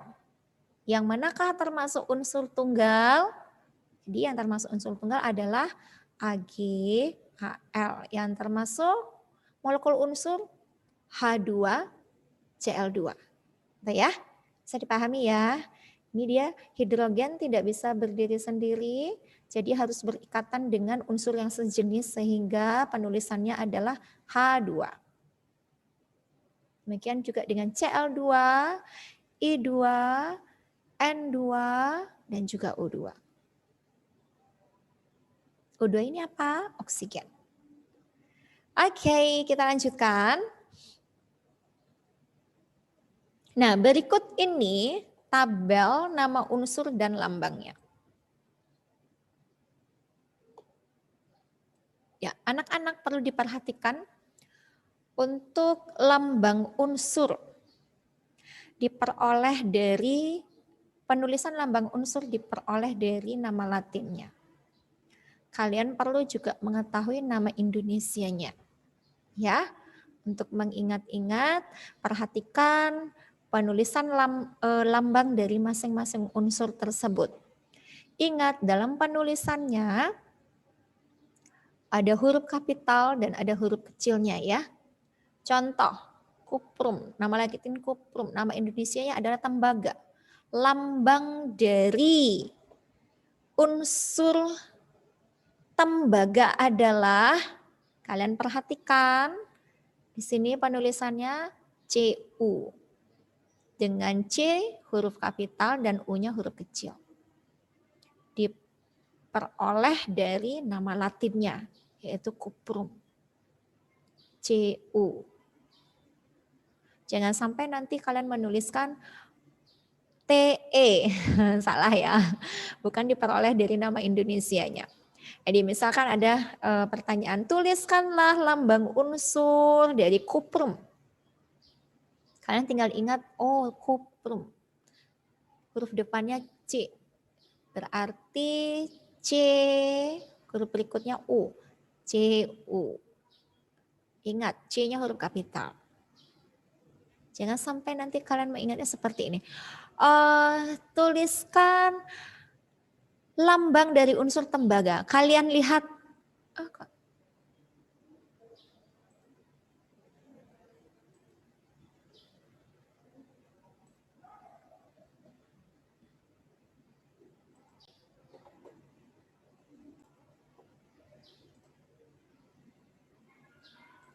ya, udah ya, terlihat ya anak-anak. Oke, sini lanjutkan. Oke, jangan menggunakan kata Indonesianya, nama Indonesianya untuk mengambil lambangnya. Salah ya. Oke, jangan sampai nanti kalian menuliskan seperti, misalkan ada pertanyaan, tuliskan lambang dari unsur tembaga. Kalau kalian tulisnya TE, salah ya, karena lambang unsurnya adalah CU. Diperoleh dari nama latinnya. Oke, bisa dipahami ya. Nah, unsur natrium untuk nama Indonesianya natrium juga, lambangnya Na. Oke, ingat-ingat ya, huruf N-nya huruf kapital, A-nya huruf kecil. Kemudian ferrum atau besi, nama Indonesianya besi, nama latinnya ferrum. Lambangnya Fe. Ya, nama latin plumbum, nama Indonesia timbal. Timbal lambangnya adalah Pb. P-nya huruf besar, huruf kapital. Kemudian timah, nama latinnya stannum. Lambangnya Sn, S huruf kapital. Kemudian Rutherfordium, lambangnya adalah Rf. Nama Indonesia juga sama, Rutherfordium. Diawali dengan huruf R kapital, Rf. Oke, bisa dipahami ya. Baik, apa ada pertanyaan?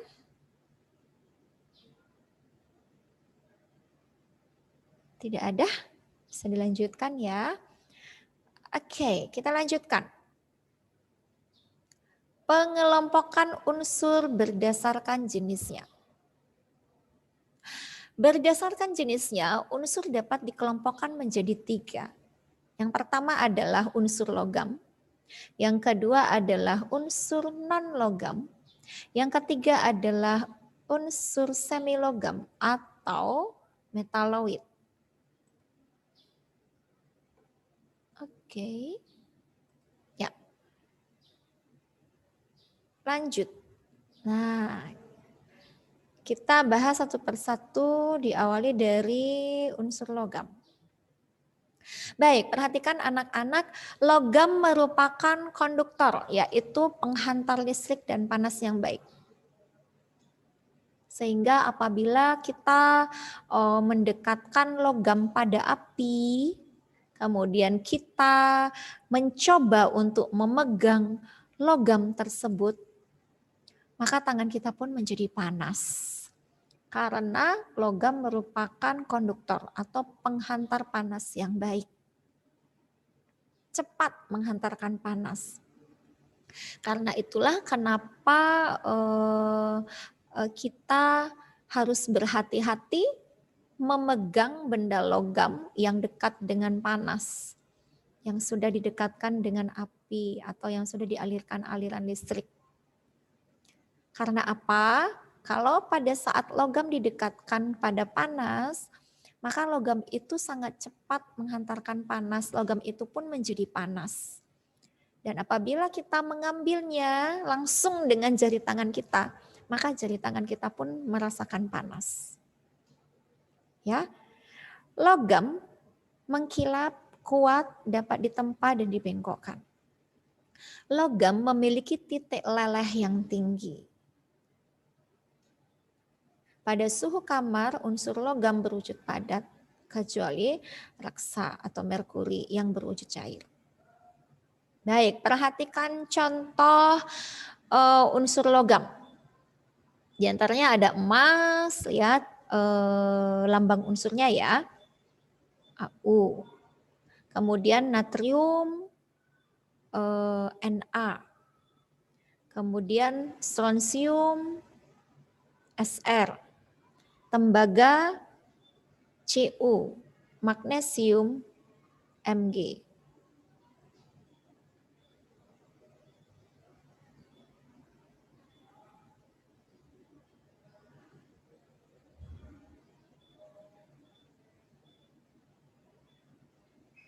Baik. Perhatikan unsur logam dan kegunaannya.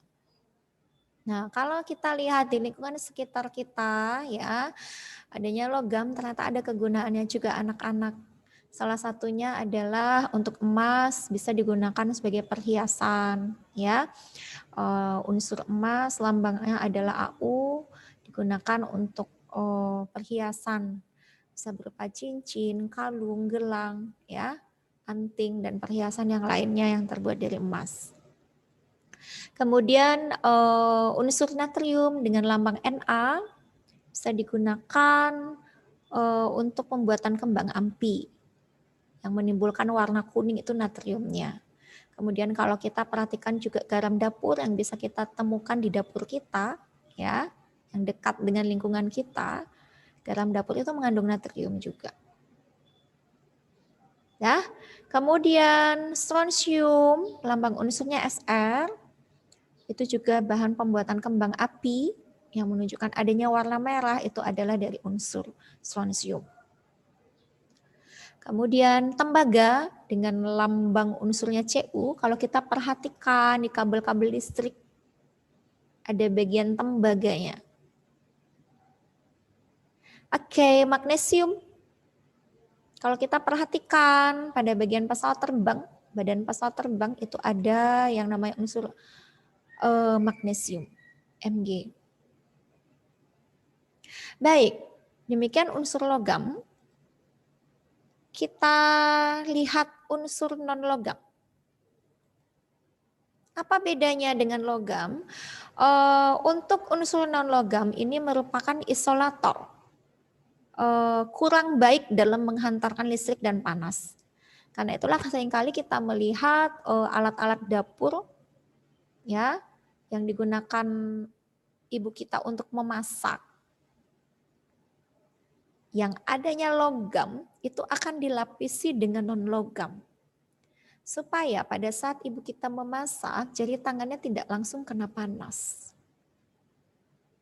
Ya, ada bagian alat dapur yang terbuat dari logam supaya makanan yang dipanaskan itu cepat menjadi panas, tetapi ada bagiannya yang terbuat dari non-logam supaya pada saat tangan ibu kita, jari tangan ibu kita mengambil benda tersebut ya tidak langsung merasakan panas.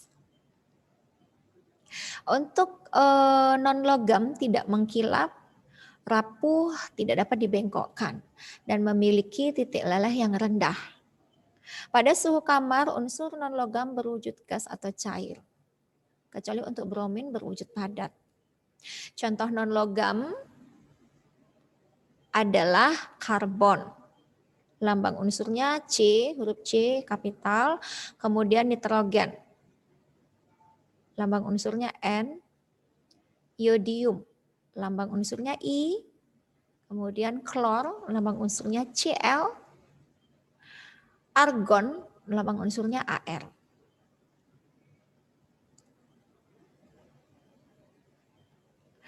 Untuk unsur non-logam dan kegunaannya, perhatikan tabel berikut ini. Ya, ada nama unsur non-logam, kemudian lambang unsurnya dan kegunaannya. Kalau kita perhatikan unsur karbon, lambang unsurnya C, huruf C kapital, ini merupakan unsur non-logam yang biasa digunakan sebagai bahan dasar tinta printer inkjet. Kemudian nitrogen dengan lambang unsur N itu bisa digunakan sebagai bahan pupuk. Untuk iodium, lambang unsurnya I, bahan antiseptik. Kemudian klor, Cl, bahan disinfektan. Argon, lambang unsurnya Ar. Kalau kita perhatikan untuk lampu pijar, lampu neon itu bagian pengisi bola lampu itu ada unsur argon. Ya, baik, ingat nama unsur non-logam, kemudian lambang unsurnya.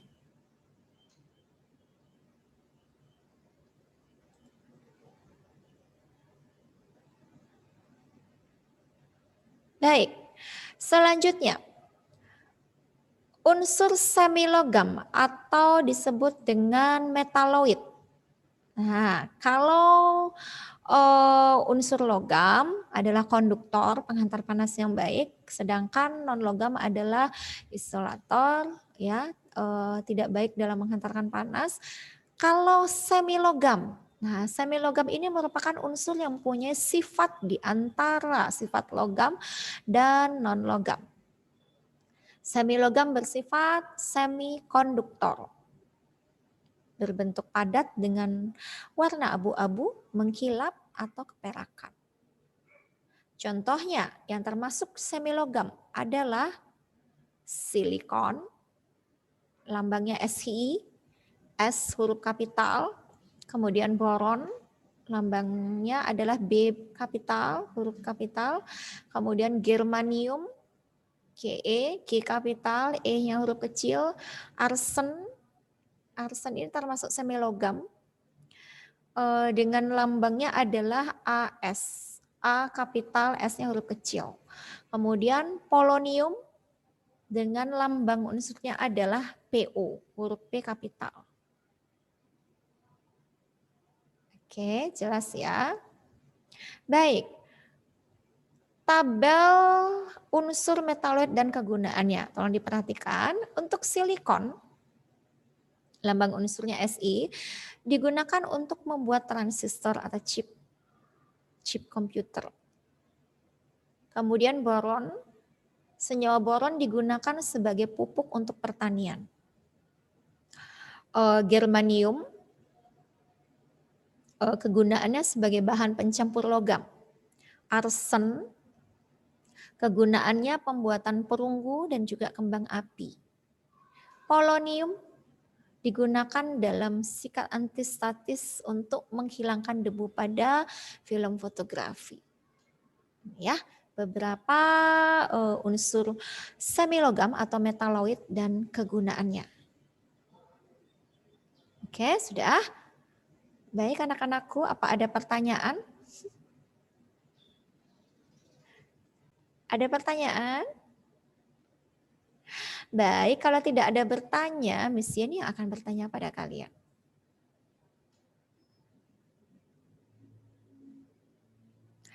Pertanyaannya adalah,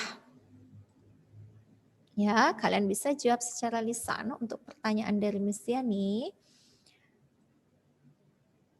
Sebutkan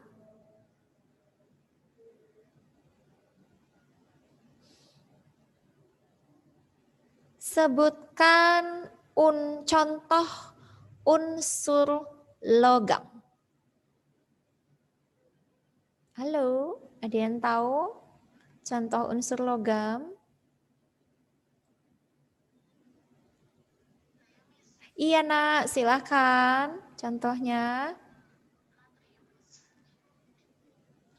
Yang termasuk unsur logam. Bukan? Sebentar. Tadi jawabannya apa? Natrium? Saya natrium. Oh, natrium. Oke. Sorry. Ya, betul natrium. Ya nak, terima kasih. Mantap, Inga. Natrium. Unsur logam. Sudah terjawab satu. Sebutkan contoh unsur logam. Sudah terjawab satu. Iya, Jessica, silahkan nak. Tembaga, Miss. Hah? Tembaga. Tembaga. Oke, betul. Natrium sudah terjawab, tembaga sudah terjawab. Ada yang lain lagi? Iya, J, silahkan nak. Strontium. Strontium, ya betul. Betul sekali J. Natrium sudah terjawab, tembaga sudah terjawab, strontium sudah terjawab. Masih ada 2 contoh yang lain lagi untuk logam. Ayo, sebutkan contoh unsur logam. Ayo, biasanya digunakan sebagai perhiasan. Apakah itu? Iya? Emas, ya betul sekali. Oh, sebentar. Tadi ada di kolom chat. Maaf ya, Miss ini baru lihat.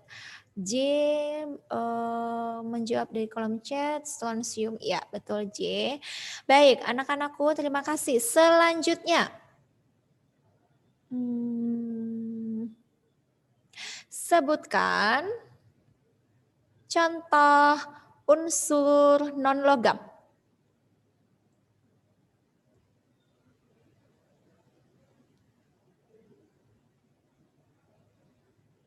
Halo. Iya, Jessica. Nitrogen, Miss. Nitrogen, iya betul sekali, nitrogen. Ada yang ingin menjawab lagi? Iya, J silahkan nak. Argon. Oh betul, argon. Ada yang ingin menjawab lagi? Salah satu contoh unsur non-logam. Argon sudah terjawab. Halo? Sudah? Tidak ada yang ingin menjawab lagi? Iya. Saya mau nanya, Miss. Iya. Masuk logam, Miss. Gimana? Sorry, Miss ini. Oh iya, betul. Ya, betul nak. Oke, sudah. Baik, kalau mungkin sudah terlewat lupa. Oke, ini ya. Yang non-logam. Karbon, nitrogen, iodium, klor, dan juga argon. Itu salah satu contohnya. Baik anak-anakku, kita lanjutkan. Pertanyaan dari Miss Yani boleh dijawab secara lisan. Ya. Sebutkan nama unsur logam dari lambang unsur berikut. AU, Na, Sr, Cu, dan Mg. Ada yang tahu?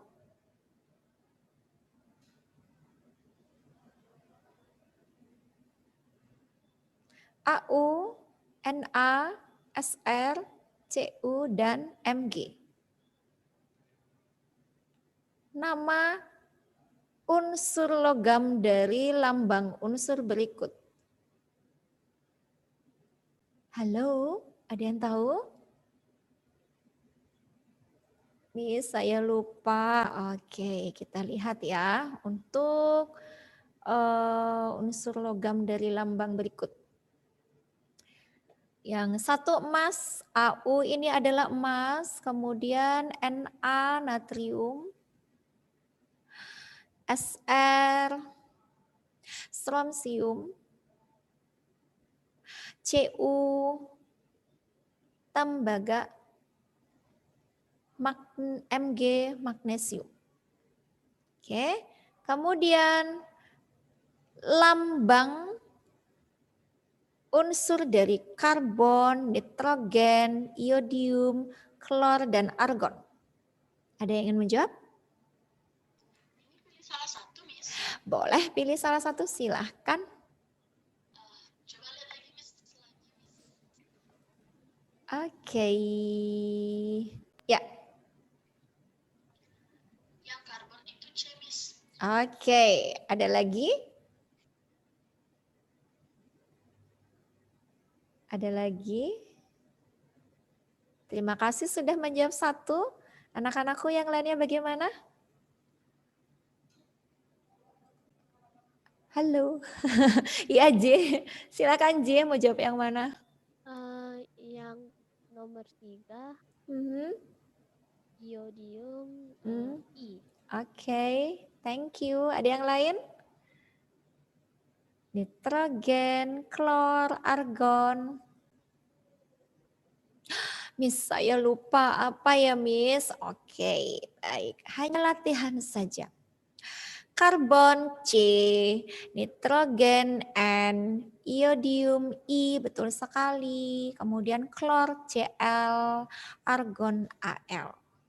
Oke, sudah ya.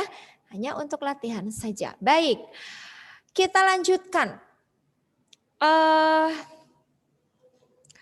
Mengenai zat tunggal, ya tadi sudah sempat jelaskan zat tunggal itu dikelompokkan menjadi unsur dan senyawa. Kita sudah mempelajari unsur dari logam, non-logam sampai semi logam.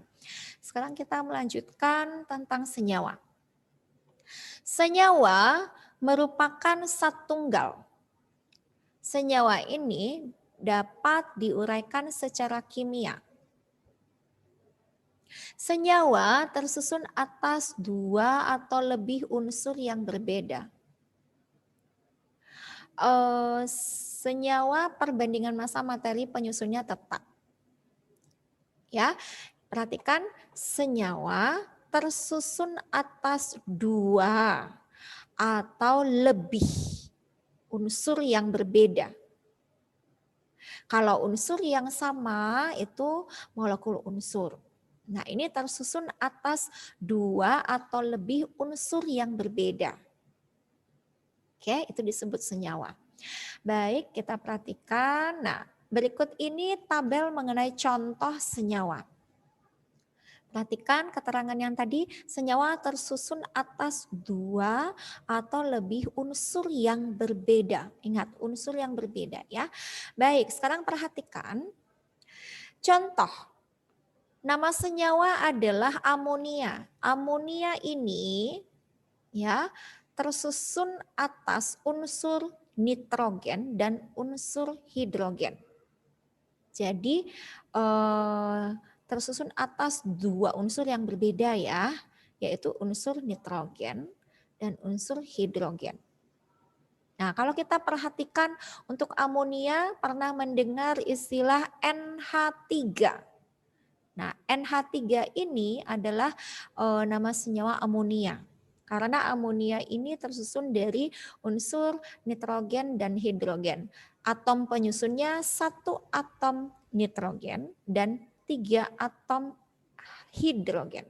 Sehingga dapat ditulis NH3. Artinya tersusun atas 1 atom nitrogen, jadi N, satu saja N-nya, kemudian tersusun atas 3 atom hidrogen sehingga dapat ditulis NH3. Artinya 1 atom nitrogen dan 3 atom hidrogen. Ya, bisa dipahami ya. Oke, kalau kalian mendengarkan istilah amonia, oh NH3, NH3. Nah, NH3 itu adalah amonia. Amonia unsur penyusunnya nitrogen dan hidrogen. 1 atom nitrogen, 3 atom hidrogen. Nah, ya. Baik, kemudian untuk senyawa gula pasir. Gula pasir ini tersusun atas 3 unsur yang berbeda jenisnya, yaitu unsur karbon, unsur hidrogen, dan unsur oksigen. Atom penyusunnya ada 12 atom karbon, 22 atom hidrogen, dan 11 atom oksigen. Sehingga penulisan dari senyawa gula pasir bisa ditulis dengan C12H22O11. Nah, ya, itu gula pasir. Misalkan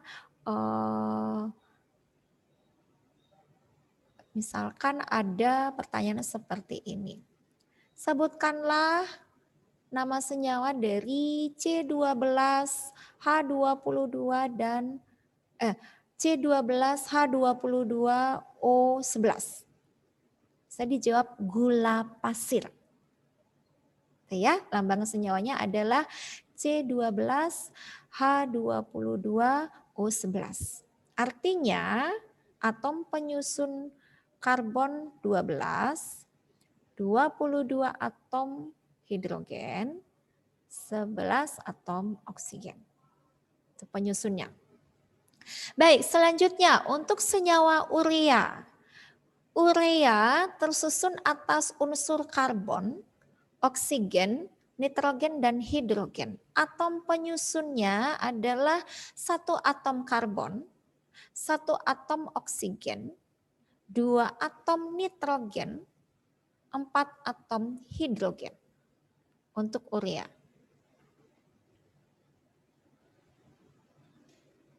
Oke, baik. Air, untuk senyawa air.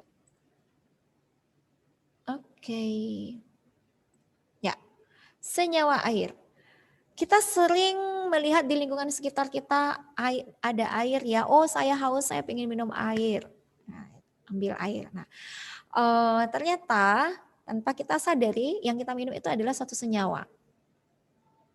Senyawa air, unsur penyusunnya adalah hidrogen dan oksigen. Kalau kita sering mendengar istilah H2O, itu ya, H2O itu adalah air. Jadi atom penyusunnya terdiri dari 2 atom hidrogen dan 1 atom oksigen. Sehingga dapat ditulis H2O. Artinya 2 atom hidrogen dan 1 atom oksigen. Kemudian garam dapur, senyawa garam dapur. Ternyata garam dapur yang terdapat di dapur kita, yang bisa kita temukan di dapur kita, ya, garam yang biasanya digunakan sebagai penyedap penambah rasa pada makanan, ya, unsur penyusunnya adalah natrium dan klor. Atom penyusunnya 1 atom natrium atau 1 atom Na dan 1 atom Cl atau klor, sehingga dapat ditulis untuk garam dapur NaCl. Ya, NaCl itu adalah garam dapur. Selanjutnya untuk senyawa karbon dioksida. Karbon dioksida tersusun atas unsur karbon dan unsur oksigen. Atom penyusunnya 1 atom karbon dan 2 atom oksigen. Sehingga dapat ditulis untuk karbon dioksida adalah CO2. Artinya tersusun atas 1 atom karbon dan 2 atom oksigen. Jelas ya? Baik, kita lanjutkan anak-anak. Iya. Pengelompokan senyawa berdasarkan penyusunnya. Senyawa berdasarkan penyusunnya dapat dikelompokkan menjadi dua, yaitu senyawa organik dan senyawa anorganik. Kita lihat dulu senyawa organik. Oke. Senyawa organik adalah senyawa yang mengandung unsur karbon. Contoh, asam cuka atau asam asetat. Jadi kalau kalian di rumah itu ada asam cuka, ada cuka, ya, misalnya ditambahkan ke masakan, itu merupakan senyawa organik, senyawa yang mengandung unsur karbon. Gula pasir, nah ini juga sering ditemukan di dapur kita ya.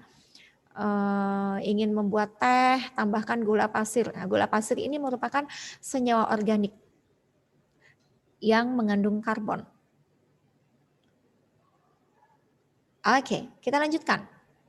Senyawa anorganik. Senyawa anorganik merupakan senyawa yang tidak mengandung unsur karbon. Ya, contoh pasir. Pasir ini termasuk senyawa anorganik, tidak mengandung karbon. Garam yang kita sering temukan di rumah kita. Garam merupakan senyawa anorganik, senyawa yang tidak mengandung karbon. Oke, jelas ya? Ada pertanyaan? Baik, kalau tidak ada pertanyaan, coba kita ingin menjawab kuis ini secara lisan, mengingat kembali. Sebutkan atom penyusun senyawa gula pasir. Atom penyusun senyawa gula pasir. Halo anak-anakku.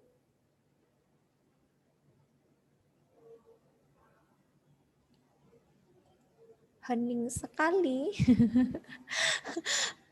Oke. Ada yang ingin menjawab? Yap. Sebutkan atom penyusun senyawa gula pasir. Gula pasir tersusun atas gula pasir.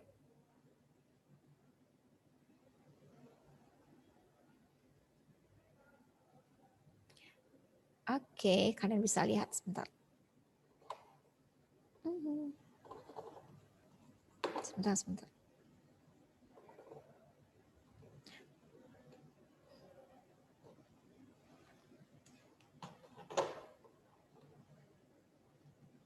Halo?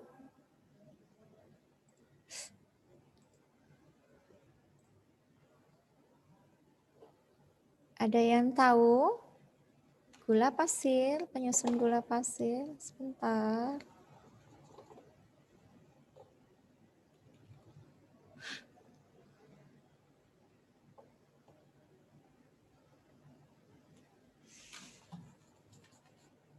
Atom penyusun gula pasir.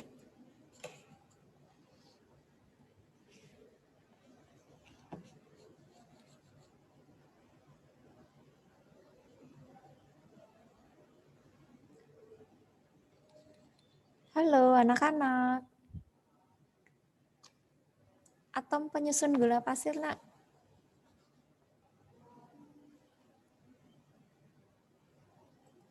Ada yang tahu? Ya, Dewika silakan. Gula pasir adalah senyawa yang tersusun atas unsur karbon, unsur hidrogen, dan unsur oksigen. Oke. Ya, ini. Sebentar. Atom penyusun senyawa gula pasir. Gula pasir. Nah, karbon, hidrogen, dan oksigen. Ini unsur penyusunnya. Oke, kalau atomnya, atom penyusunnya 12 atom karbon, 22 atom hidrogen, 11 atom oksigen. Ya, oke, terima kasih Nak. Ya, di kolom chat. Oh, mohon maaf Miss Sandy baru baca. Silakan ya. Oke. Untuk Jessica menjawab 12 atom karbon, 22 atom hidrogen, 11 atom oksigen. Iya. Terima kasih, Nak. Luar biasa, kelas 7C. Baik, selanjutnya nama unsur penyusun senyawa gula pasir, ya tadi sudah sempat terjawab. Kemudian senyawa garam dapur. Senyawa garam dapur. Ada yang tahu untuk senyawa garam dapur penyusunnya? Ya, silakan. Dina ingin menjawab. Senyawa garam dapur. Ada yang ingin menjawab senyawa garam dapur? Hello? Garam dapur.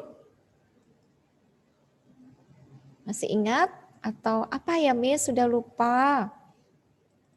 Oke, kita lihat deh garam dapur. Ya, ini ya. Garam dapur tersusun atas unsur natrium dan klor. Atom penyusunnya 1 atom natrium, 1 atom klor. Sehingga penulisannya dapat ditulis NaCl untuk garam dapur. Oke, sudah ya. Baik anak-anak, ada pertanyaan? Oke, kalau tidak ada pertanyaan, Miss Yeni akhiri untuk pembelajaran IPA pada pagi hari ini ya. Kita akan berdoa. Mari kita berdoa. Tuhan, terima kasih buat kasih setiamu di dalam kehidupan kami. Terima kasih karena Tuhan sudah menyertai pelajaran kami pada pagi hari ini. Biar tangan kuasa Tuhan senantiasa menyertai kami. Biar Engkau memberikan hikmat dan kepintaran bagi kami anak-anak kelas 7C. Sehingga nama Tuhan dipermuliakan di dalam kehidupan kami. Terpuji nama Tuhan kekal selamanya. Hanya di dalam nama Tuhan Yesus Kristus kami mengucap syukur dan berdoa. Haleluya. Amin. Baik anak-anakku, kalian sudah bisa beristirahat untuk saat sekarang ini ya, karena waktunya istirahat. Kemudian nanti pada saat pukul 10.30 kembali bergabung di Zoom meeting ini untuk pembelajaran berikutnya. Terima kasih untuk hari ini anak-anak, tetap jaga kesehatan. God bless you, tetap semangat, bye-bye, bye-bye Lingga, bye-bye Jessica, J.is Bandi, terima kasih semuanya, God bless you, bye-bye.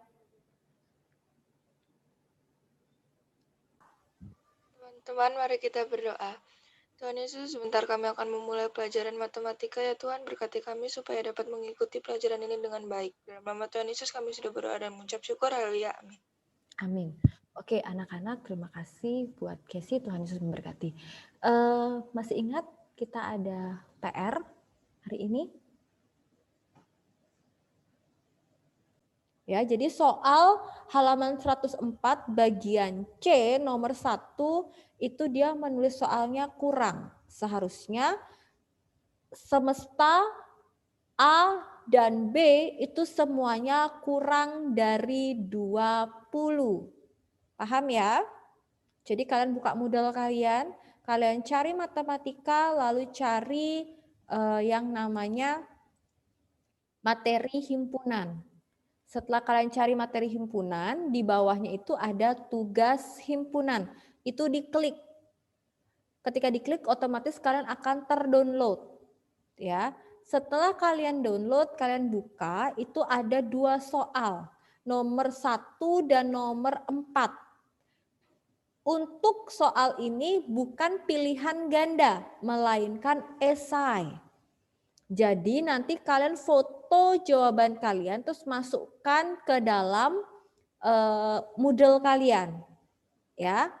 Dimasukkan ke dalam Moodle kalian, di-upload gitu ya. Terus nomor 1 itu soalnya kurang, seharusnya semesta A dan B atau semesta himpunan A dan himpunan B itu semuanya batasnya adalah kurang dari 20. Ya. Kurang dari 20. Setelah itu sama nomor 4. Paham ya untuk PR-nya ya? PR-nya dikumpulkan nanti hari Sabtu. Ya. Jadi Miss Devi harap tidak ada yang terlambat mengirimkan. Oke ya. Oke, tinggal lagi 2 menit untuk kita bahas ya. Ya. Miss Devi akan share screen dulu ya supaya kalian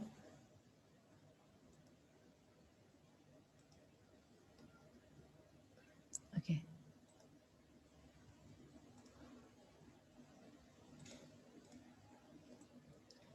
Untuk nomor 1, uji kompetensi 2 halaman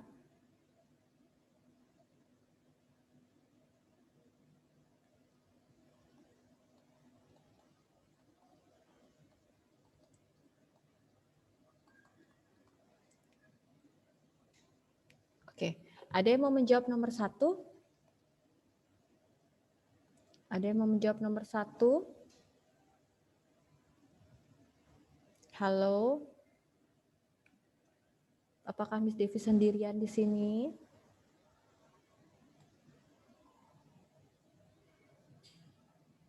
Halo? Apakah ada yang mau menjawab nomor 1? Boleh kasih Miss Devi raise hand.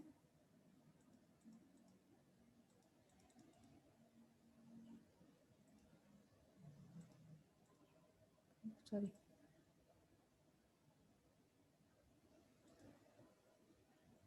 Jawaban nomor 1 apa, Nak?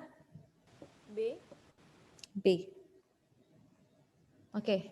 Joshua kasih poin 3 ya. Poin 3 bukan tambahan nilai di, misalkan dapat nilai 8, jangan ditambahin 3 jadinya 100. Jadinya nanti harusnya 100 karena kamu tambahkan poin sebanyak 30 jadinya nanti 130 gitu ya. Jadi tambahkan poin 3 ya. Oke, jawaban nomor 1 itu yang benar adalah B. Karena yang diminta itu adalah pernyataan yang benar. Jadi kalian tinggal mencari pernyataan mana nih yang benar, mana yang salah. Kalau nomor yang pertama, A irisan B 6,12, maka 12 itu kan bukan di tengah-tengah, bukan anggota kebersamaan antara A dan B. Dia hanya punyanya si B saja. Ya, jadi yang satu salah. Yang kedua itu benar. Ya, irisannya itu yang di tengah, 6 sama 18. Lalu yang keempat itu salah karena ada 15-nya. Sedangkan 15 itu dia di luar A dan B. Ya, kalau salah disalahkan, kalau benar dibenarkan. Dikasih nilai 100 ya. Tadi ini yang jawab itu adalah Joshua. Joshua ditambahin dengan poin 3 ya. Oke, ada yang mau menjawab nomor 2? Halo, silakan Lingga. Nomor 2 itu A. Oke, Lingga boleh kasih tahu Miss Devi bilangan aslinya dapat berapa aja Lingga?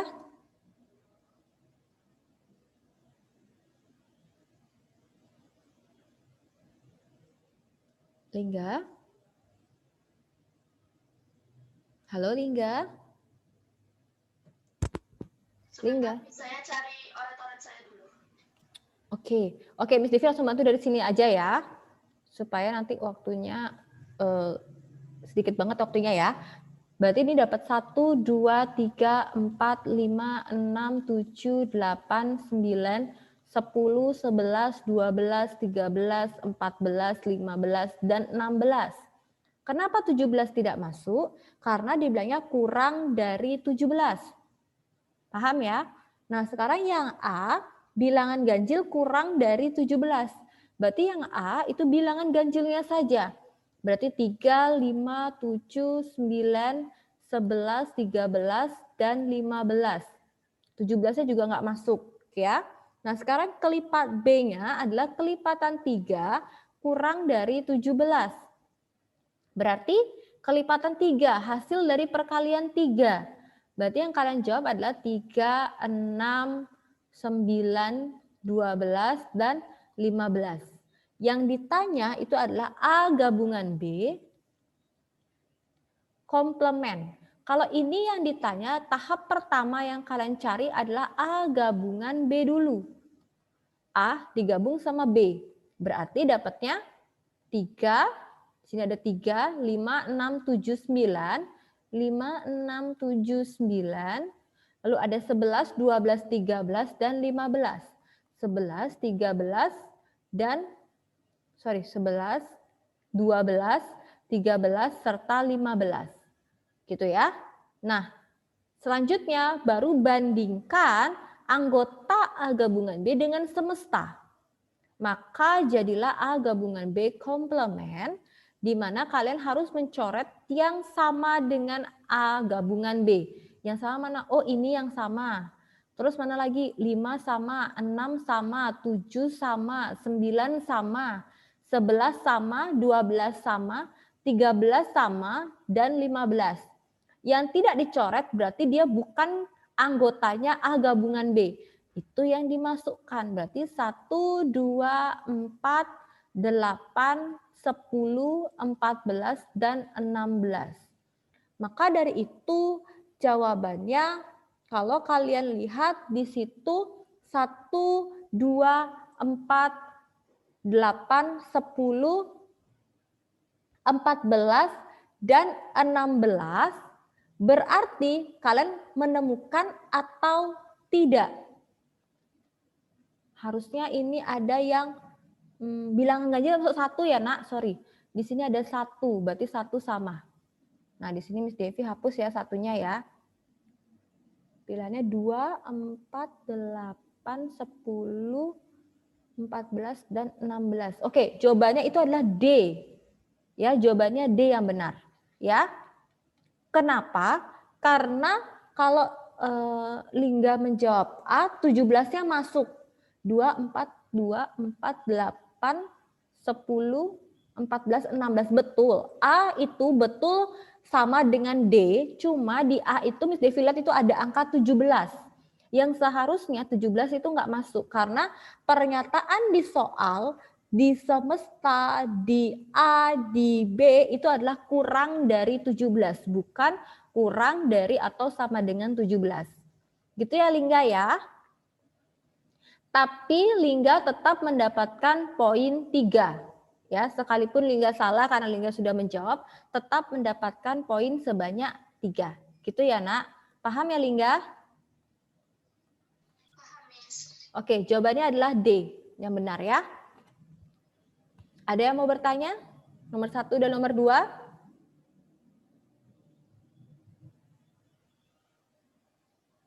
Tidak ada? Miss Devi lanjutkan ya. Nomor 3, apakah ada yang mau menjawab nomor 3? Silakan J. Nomor 3 soal. Oke.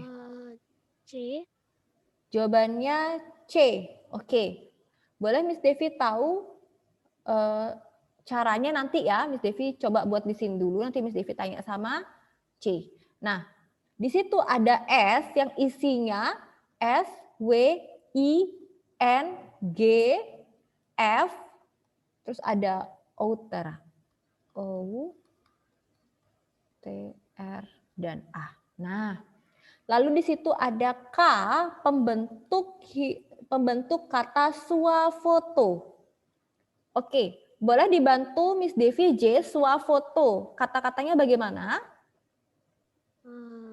S, W, A, F, O, T. T, oke, good job, pintar ya. Sekarang yang L-nya. Kalau L-nya gimana ya J? Warganet. R, Warganet dimulai dari huruf B, W. A, W, A, R, G, A, N, E, T. Mau dicek sekali lagi warganet?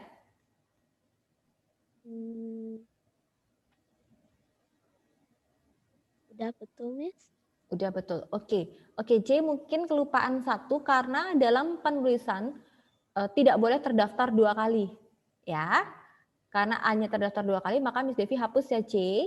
Nah, jadi hanya war, G, N, E, T. Karena A-nya sudah didaftarkan. Jadi A-nya nggak boleh sampai lebih dari 1 kali. Nah, sekarang yang diminta itu adalah K komplement irisan L.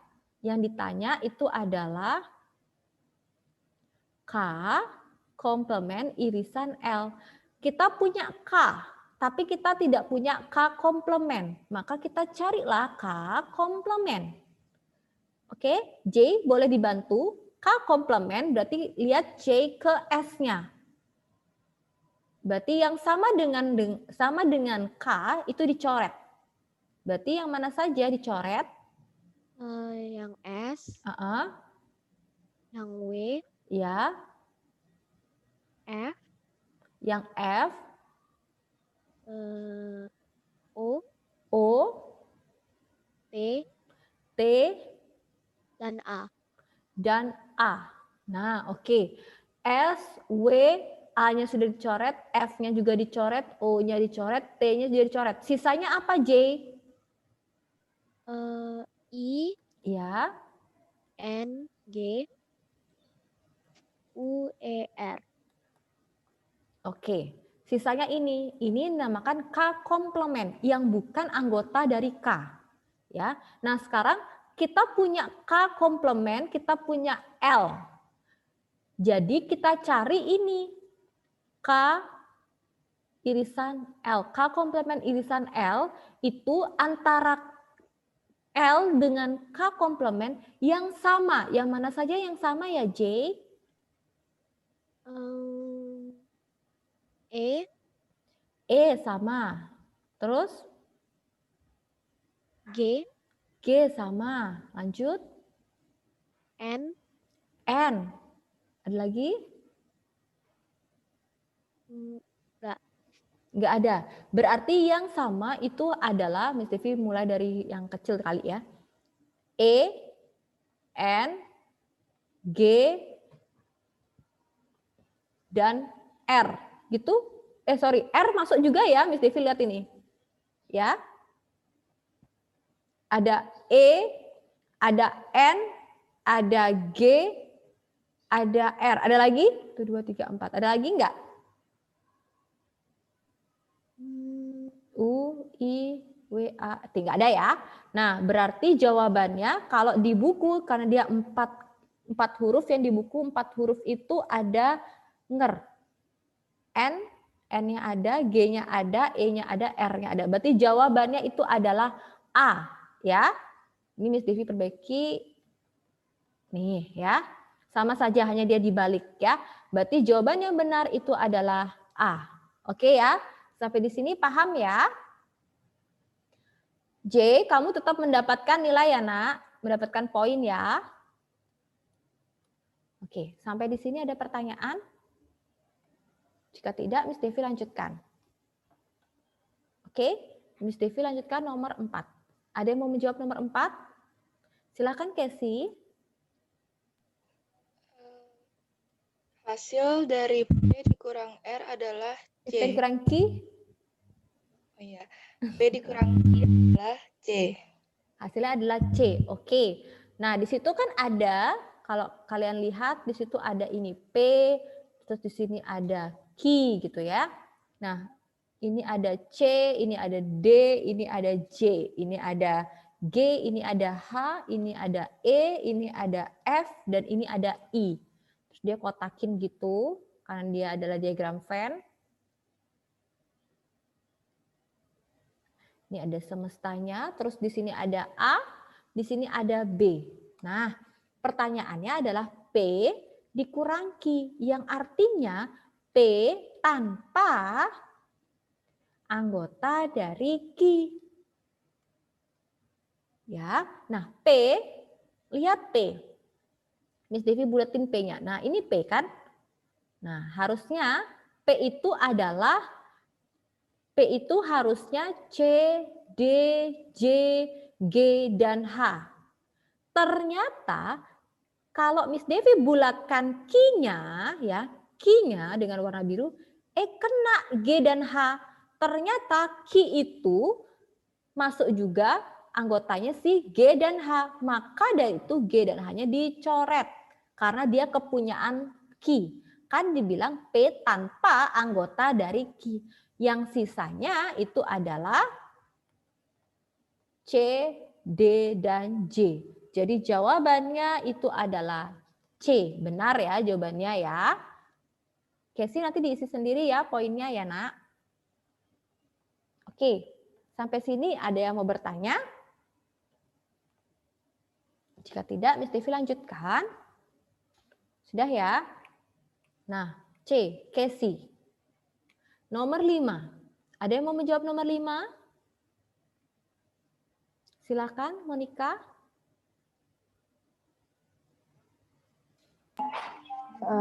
B.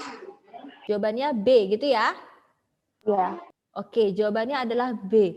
Oke, kita lihat ya. Semestanya itu adalah bilangan asli kelipatan 5 kurang dari atau sama dengan 80. Berarti semestanya, boleh kasih tahu Miss Devi, Monica, semestanya Monica berapa aja? 5, 10, 15, 20, Oke, pelan-pelan, pelan-pelan. Iya, Miss. Maaf. Enggak apa-apa. 25, 30, 35, 40, 45, 50, 55, 60, 65, 70, 75, 80. Oke, sip. Thank you Monica. Good job. Nah, sekarang yang A-nya bilangan asli kelipatan 10 kurang dari 90. Boleh Monica? Ya, Miss. 10, 20, 30, 40, 50, 60, 70, 80. Oke, pintar. Lagi satu Monica. Kalau misalnya yang ditanya A min B komplement, berarti yang pertama kali Miss Devi harus cari itu adalah siapa Monica?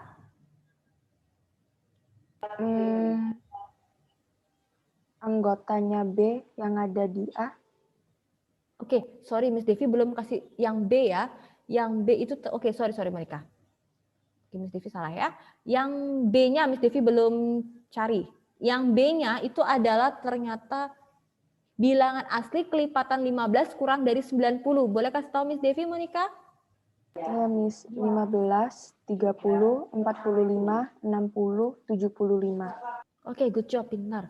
Baru ya, sekarang setelah semuanya terdaftar anggotanya, tidak ada yang terlupakan ya, S, A, dan B, betul. Ya. Nah, sekarang A min B komplement. Kalau ada komplement, berarti Miss Devi harus cari apa dulu? Ada yang tahu? Kalau yang tahu, Miss Devi kasih poin 1. Halo? Kalau ada yang tahu, Miss Devi kasih poin 1. Gak ada yang tahu?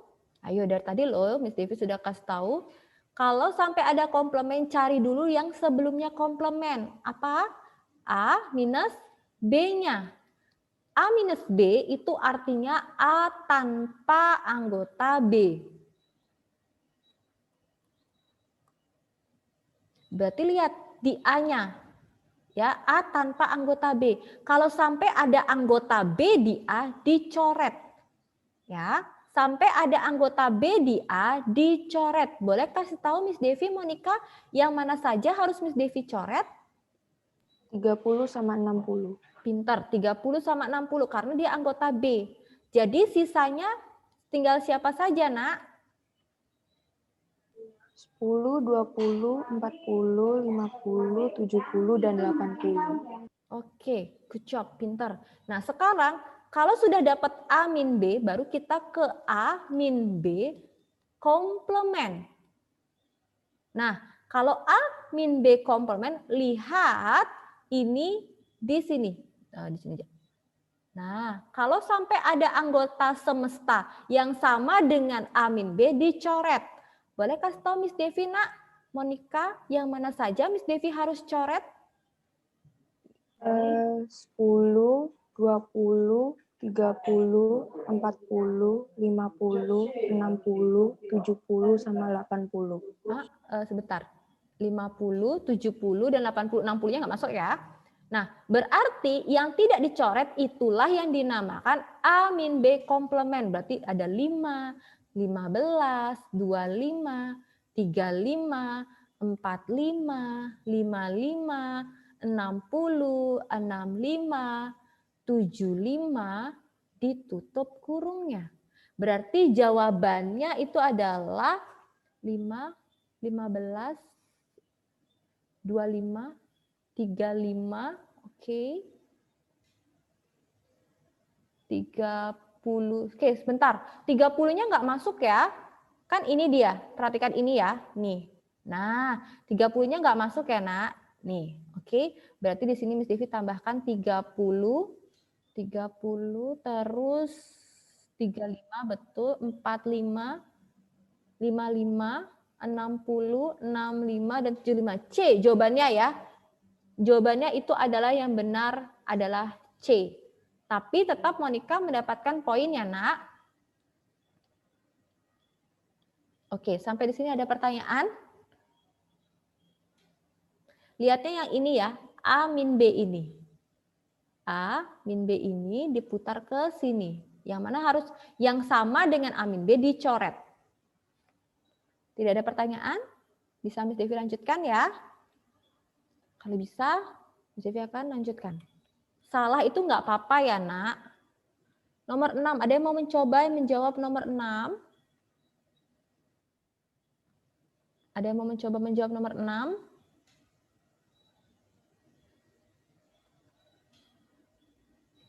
Tidak ada? Kalau tidak ada, Miss Devi ambil alih ya. Sekarang perhatikan, itu P itu adalah faktor prima dari 50. Sedangkan Q-nya itu adalah faktor prima dari 21. Oke ya. Nah, kalau cari faktor prima berarti tinggal kalian buat 50 dibagi 2 dapat 25. 25 dibagi 5 dapat 5. 5 dibagi 5 dapat 1. Oke, yang 21-nya itu adalah dibagi 3 dapat 7, dibagi 7 dapat 1. Oke, berarti ini anggotanya adalah 2,5, yang ini anggotanya adalah 3,7. Miss Devi sudah pernah katakan bahwa saling asing berarti irisannya itu adalah himpunan kosong. Adakah yang bisa menjawab irisan P dan Q berapa? Adakah anggota yang sama? Halo? Ada, Miss. Siapa yang jawab ini? Lingga.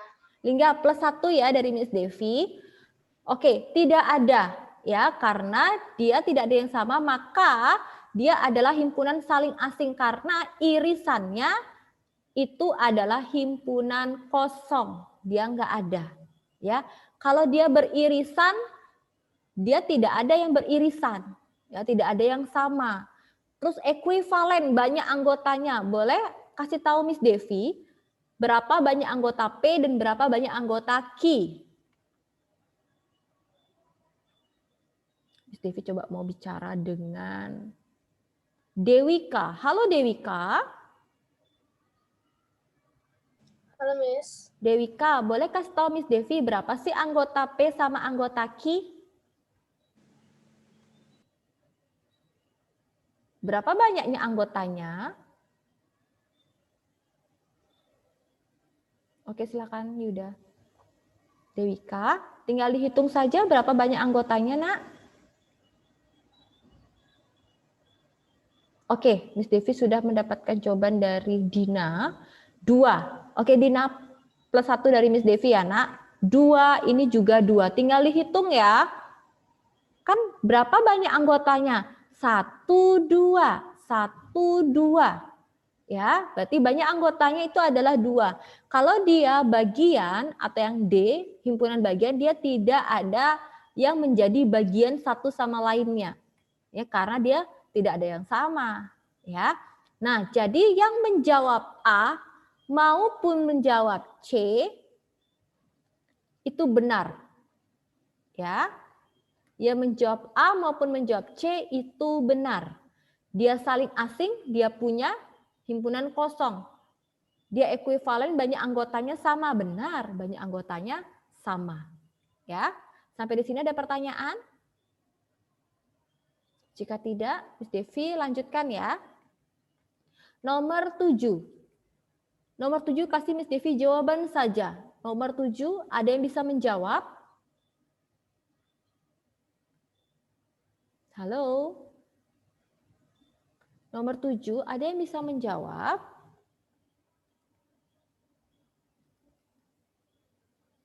Halo anak-anak kelas 7C, ada yang bisa menjawab nomor 7?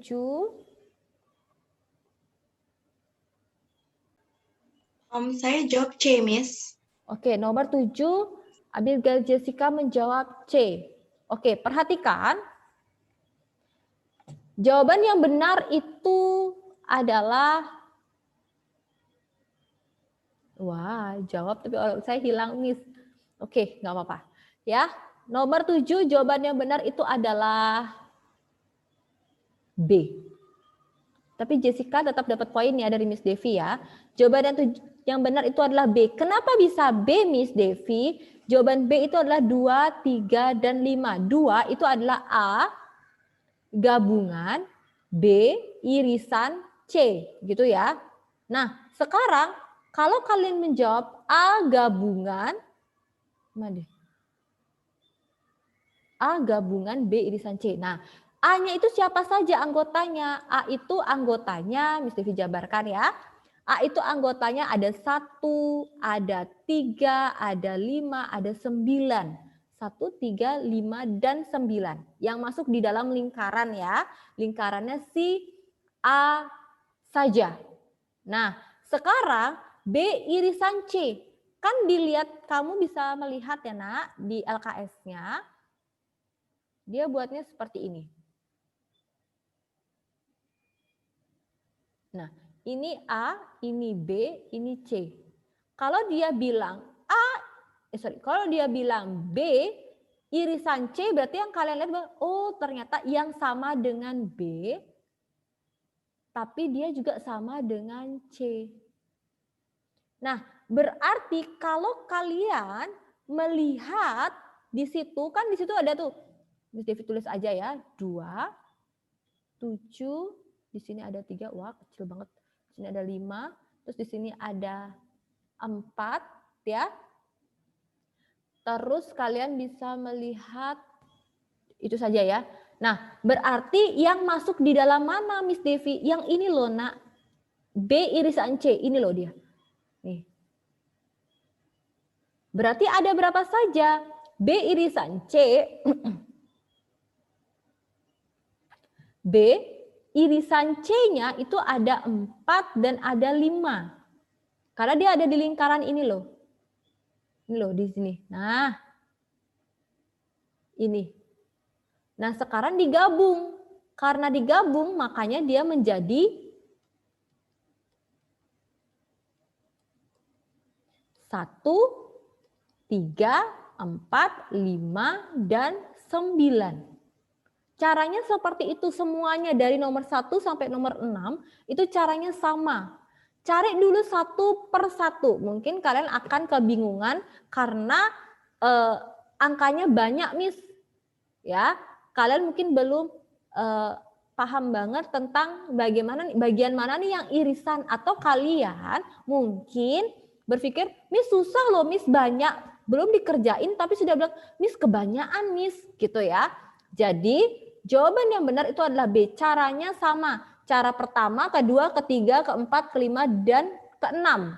Caranya sama seperti yang kalian lihat di slide-nya Miss Devi. Jadi carinya memang agak sedikit membutuhkan waktu yang lama. Ya, oke? Jadi jawaban yang benar itu adalah B. Ya, sampai di sini ada yang mau bertanya? Caranya hampir sama semuanya. Jadi carinya memang satu-satu. Ya. Oke ya, Miss Devi lanjutkan ya. Nomor 8. Ada yang mau menjawab nomor 8? Nomor 8, yang pertama kali kalian harus tahu itu adalah M irisan N-nya. Matematika irisannya dengan sainsnya. Nah, nama-nama yang sama yang beririsan itu adalah ada Ata, ya, ada Ata, terus ada yang sama itu ada Aza. Terus ada Raisya enggak, Riangga. Ada Riangga. Terus ada Rafa yang terakhir, ya, tidak ada lagi ya. Nah, setelah itu kalian tinggal buat diagram Venn-nya. Cukup kayaknya sih segini. Nah, kalian tinggal buat diagram Venn-nya. Yang sama, ini kan artinya yang namanya sama. Itu ada Ata, ada Aza, ada Riangga, ada Rafa.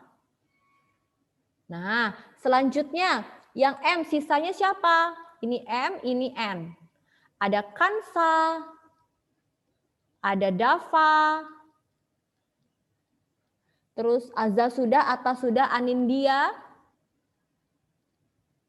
lalu ada Raisya, lalu Riangga sudah, ada Bella. Lanjut yang N-nya itu ada Talita, lalu ada Atta sudah, Akmal, lalu ada Azza sudah, Riangga sudah, Kenji. Nah, yang tidak mengikuti keduanya itu ada Yaya dan Nica. Ini semestanya. Oke, silakan dihitung berapa total anak yang ada di dalam diagram Venn. Ada yang bisa menjawab? Ada yang bisa menjawab? Halo? Miss Devi tunjuk aja lah. Miss Devi mau bicara dengan Steven. Halo Steven. Steven.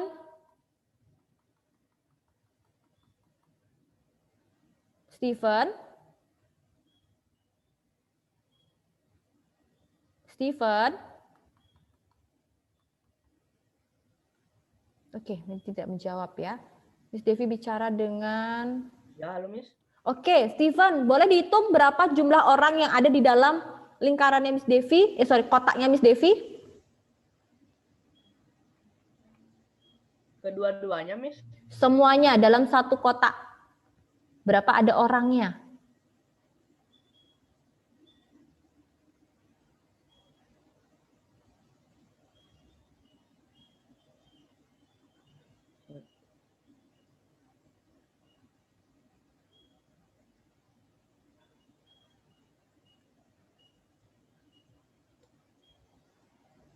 Berapa, Steven? Lingkarannya.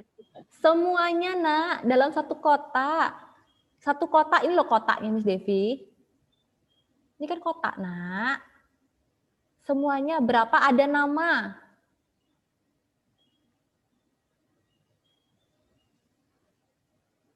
14, Miss. 14. Jawabannya adalah 14 ya. Steven dapat poin 1 dari Miss Devi ya. 14 itu adalah C. Nah, C. Oke, sudah ya. Nomor 9. Kasih Miss Devi jawaban saja. Ada yang sudah menjawab? Halo? Halo? Saya sudah jawab, Miss. Siapa? Lingga. Lingga jawabannya apa, Nak? Saya D, Miss. Jawabannya D.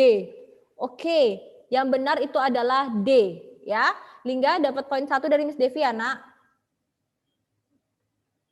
Nomor 9 dan nomor 10 Miss Devi akan bahas nanti pada pertemuan selanjutnya.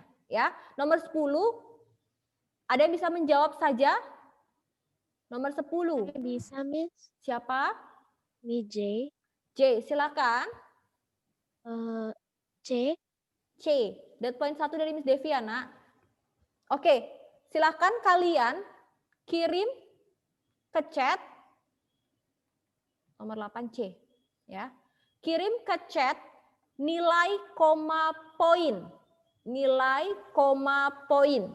Ya, Miss Devi harap kalian jujur. Miss Devi tidak melihat, tapi Tuhan pasti melihat. Ya. Yang kalian kirim itu adalah nilai. Kalau misalkan benernya 6 berarti 60. Kalau benernya 10 berarti nilainya 100 gitu ya. Nilai koma poin dari Miss Devi tadi.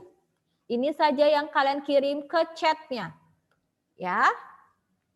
Jadi kalau kalian tidak mengirimkan otomatis secara otomatis nilai kalian 0 kecuali yang memang sudah izin.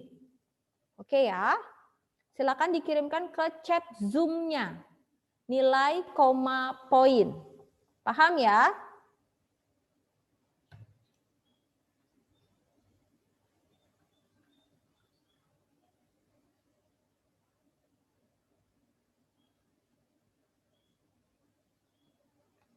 Oke, sudah ada yang mengirimkan nilai ke Miss Devi. Miss Devi tunggu sampai siang ini. Jadi kalau Kalau tadi merasa dapat menjawab, bertanggung jawab atas apa yang dijawab, misalkan saya dapat poin. Kenapa Miss Devi tadi cuma kasih poin 1? Karena dia sudah menjawab.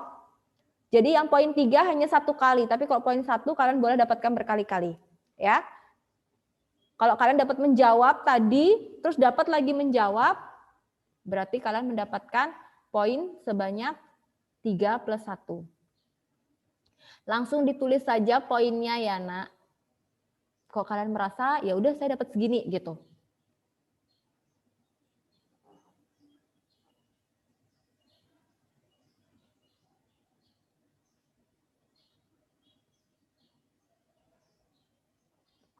Miss Devi tadi, Abigail Jessica, Miss poin saya tadi berapa ya, Miss? 1 atau 3? Wah, Miss Devi lupa, Nak. Tadi Miss Devi kasih berapa? Kalau Jessica merasa saya menjawab nomor itu, atau saya menjawab apa yang Miss Devi tanyakan, berarti saya dapat 1. Kalau saya menjawab nomor itu, berarti saya dapat poin 3.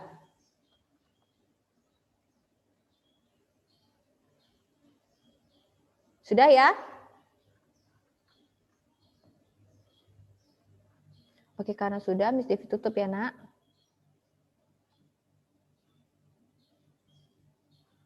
Iya, Aileen, ini nilainya.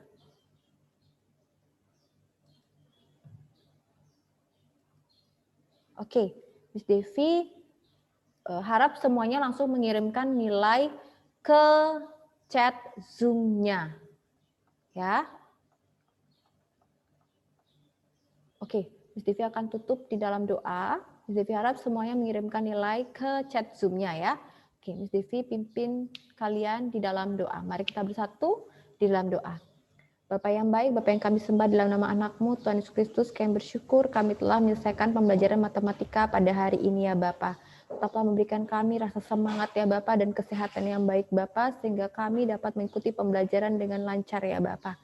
Berkati setiap jaringan internet kami, berkati setiap perangkat yang kami gunakan ya Bapak, agar semuanya dapat tersinkronisasi dengan baik ya Bapak. Bapak di dalam kerajaan surga, berikan kami semangat untuk pembelajaran selanjutnya Bapak. Kami serahkan doa ini ya Bapak, hanya di dalam nama Tuhan Yesus Kristus, kami berdoa dan mengucap syukur, haleluya, amin.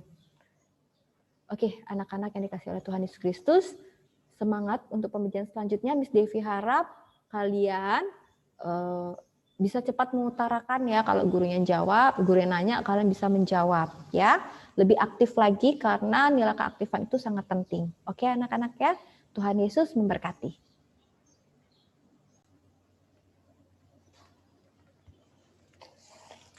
Halo, selamat siang, rahajeng tengahi. Alit-alite matemu malih sareng Budesa ring rahina Bude tanggal 4 warsa kalih tali kalih dasa. Nggih.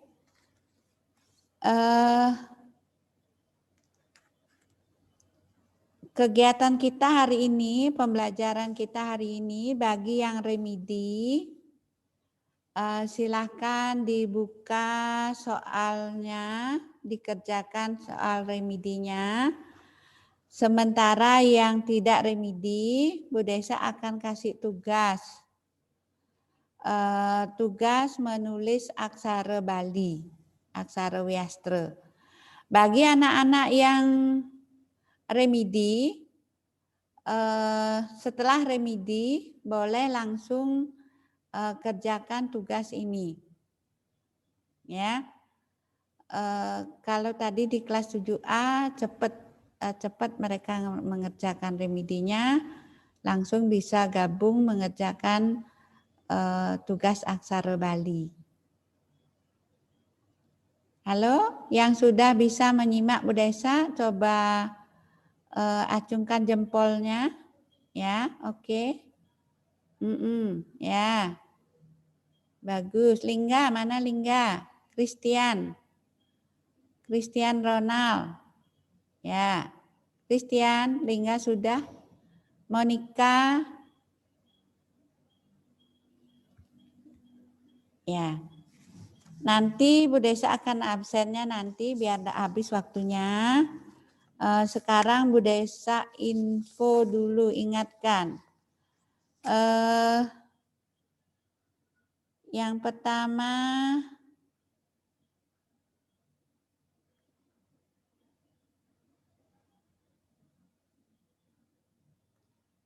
Brandon kurang sedikit ininya. Brandon, halo Brandon.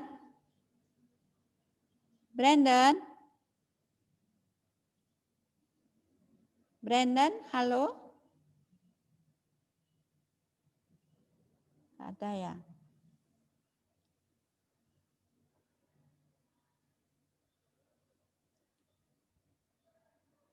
Darmianto, Yufri, Elaser.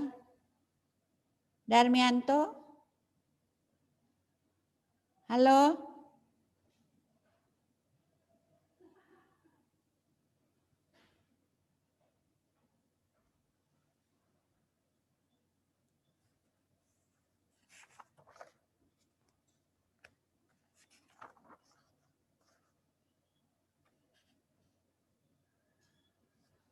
Halo Adel? Adel? Ya, Bu Desa. Adel, gimana? Ada yang izin hari ini? Temanmu? Kayaknya nggak ada, Bu Desa, tapi ada 2 orang yang nggak ada di Zoom. Siapa, Nak? Brandon ada? Bu Desa panggil Brandon, kok enggak nyaut ya? Kenapa ya, Nak? Apa Bu Desa? Hah? Halo? Oh, Brandon. Halo, tadi saya. Oh ya. Brandon sudah nilaimu kan belum tuntas PTS-nya. Saya lagi remedi nih. Remedi apa, Nak? Yang di Bali itu. Oh ya. Ya, oke. Kalau sudah itu maksudnya Bu Desa. Sama tolong lengkapi segera ya, tugasmu kurang 3 ya. Yang mana aja? Itu PS Orti. Orti yang apa tuh? PS Orti soal. Yang apa? Nanti Bu Desa kasih soalnya ya. PS Bidarte dan halaman 18. Halaman 18 sudah dikerjakan belum? Sudah saya. Oh, nanti di WA ya.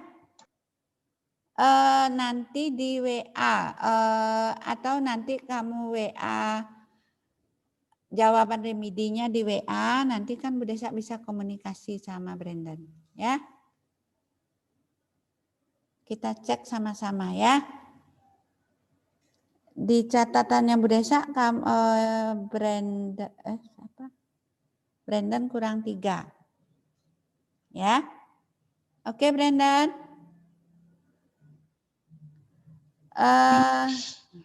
Ya. Darmianto. Halo.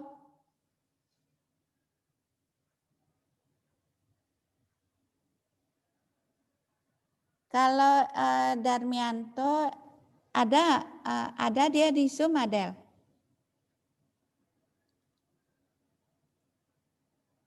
Adel.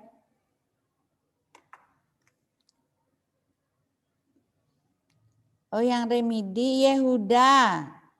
Halo Yehuda. Tolong kerjakan remedinya ya.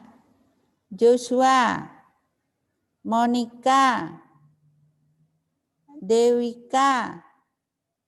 Pasek. Pasek mana Pasek? Halo? Tidak ada respon ya. Dewika. Halo Dewika. Halo Miss. Bu Desa. Ya, tolong kerjakan PTS-nya ya. Saya lagi mengerjakan Miss. Oh, sudah ya. Ya. Ya, siapa yang panggil? Bukan Miss, katanya Elias lagi ngecas HP Miss. Oh, yang ini Darmianto. Siapa? Ya. Oh. Elias Miss. Darmianto. Iya, Elias. Yang penting dia harus ngerjain remedi hari ini, ya. Nah, anak-anak yang remedi, Dewika sudah. Pasak mana Pasak? Halo, Pangestu.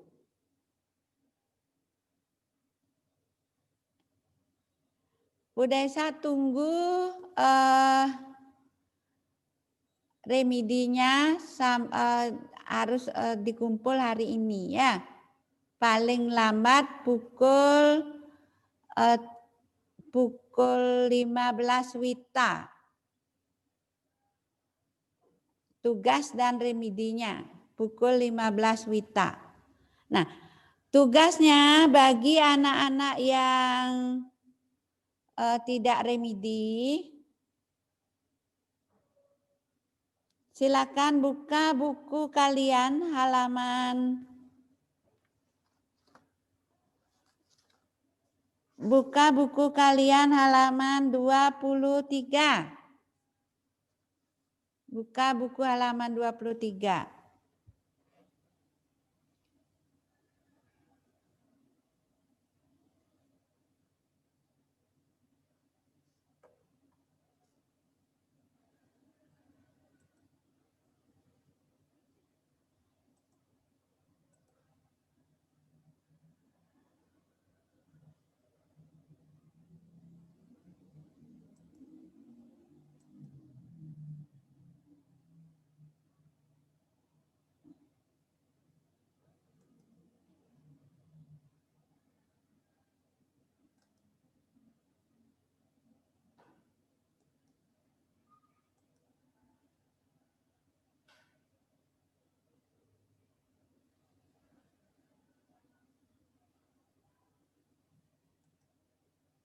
Nah, anak-anak buka halaman 23.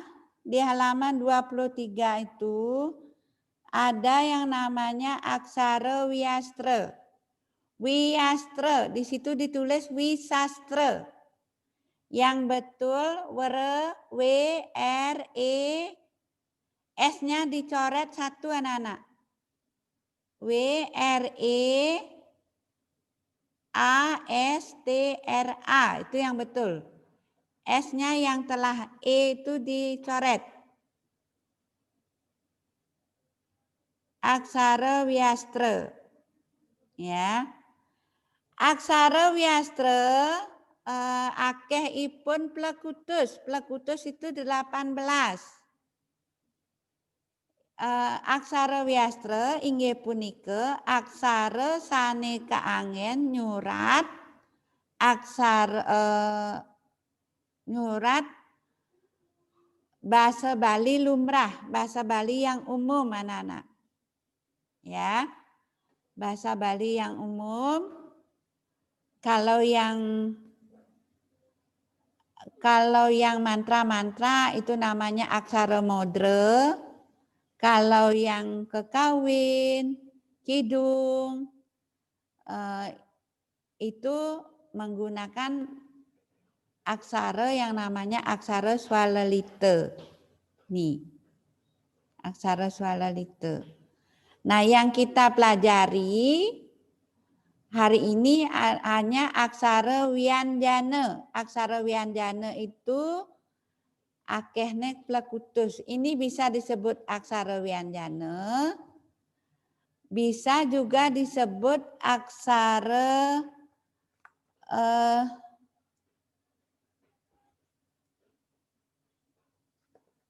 aksara konsonan.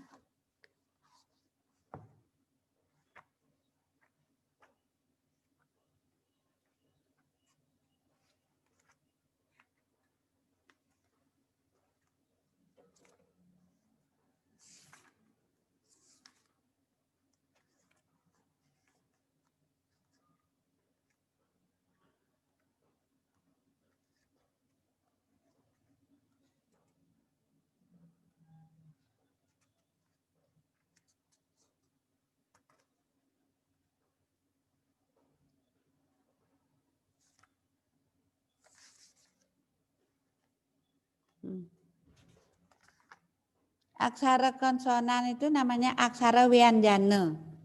Aksara wianjana utawi aksara konsonan. Jadi ini bisa disebut aksara wianjana, bisa disebut aksara wiastra. Ya.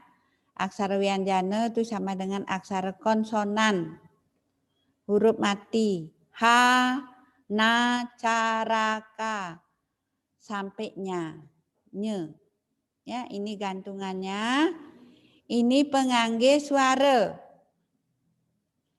Hari ini kita akan belajar aksara wianjana, aksara wiastra bersama pengangge suara. Pengangge suara di buku kalian ada di halaman 24. Rupane sama dengan bentuknya. Bentuknya seperti ini namanya ulu. Ulu itu kepala. Kepala tempatnya di atas. Ini ulu. Bentuknya seperti ini. Kemudian namanya wastane ulu. Mengetuang suara, jadi menimbulkan suara I. Setiap aksara wianjana yang diisi ulu, bunyinya akan berubah menjadi I. Misalnya, H menjadi hi, ne menjadi ni, ce menjadi ci, re menjadi ri, dan seterusnya. Ya. Kalau diisi ulu akan berubah menjadi ni. Ini ciriki diti siwili migi bingi pijiyini. Itu ya. Nah. Terus kalau diisi suku, kalau ada di suku artinya kaki. Kaki itu tempatnya di bawah, nempelnya di bawah. Kalau suku, nih, seperti ini, nempelnya di bawah.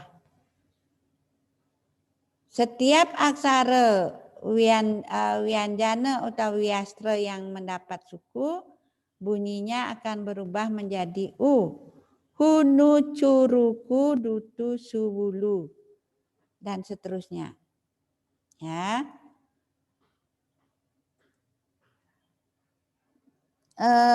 Taleng, kalau taleng bunyinya E, taleng tedong bunyinya O, pepet bunyinya E.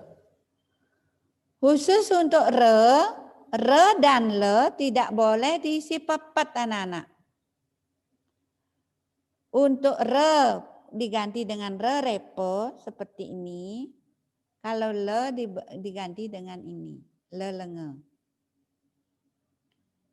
Kalau ini angka Bali. Angka Bali di buku kalian ada di halaman 31. Halaman 31. Ya.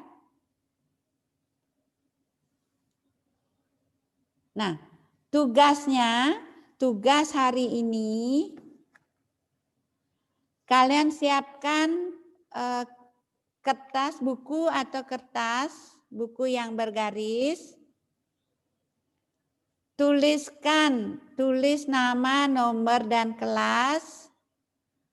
Kemudian di pinggir kiri kalian tulis angka Bali, nomornya itu 1 sampai 18. Nomor siki sampai Plakutus. 1, 2, siki, kali, 3, 4, 5, 6, 7, kutus, sia, dasa. Kalau solas tinggal 1 dan 1, 1 dan 2, 12, 1 dan 3. Menulisnya, kalau menulis aksara Bali, nempelnya di garis yang atas anak-anak. Istilah Balinya menggantung. Tinggi aksaranya cukup setengah baris saja. Jangan dihabiskan satu baris itu full, setengah saja. Menggantung.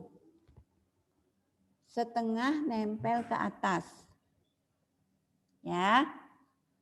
Kemudian kalau sudah kalian buat nomor, di nomor 1 kalian buat A, I, U, E, O, E. Seperti contoh halaman 26 buku kalian. A, I, U, E, O, E. Dari kiri ke kanan. Kemudian di baris kedua. Na, ni, nu, ne, no, ne. Di nomor 3. Ca, ci, cu, ce, co, ce. Jangan lupa loncat 1. Biar rapi ya. Kemudian ca, ci, cu, ce, co, ce. Kemudian di bawahnya ini yang tidak ada di buku kalian, belum ada. Ra, ri, ru, re, ro, re. Dan seterusnya.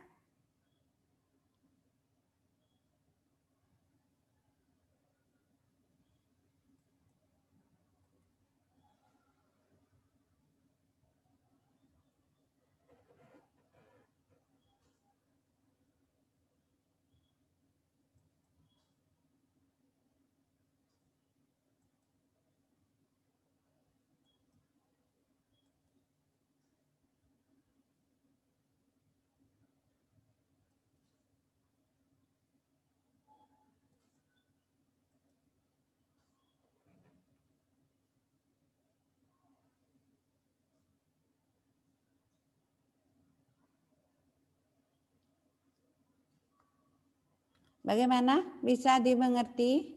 Coba Bu Desa tanya dulu.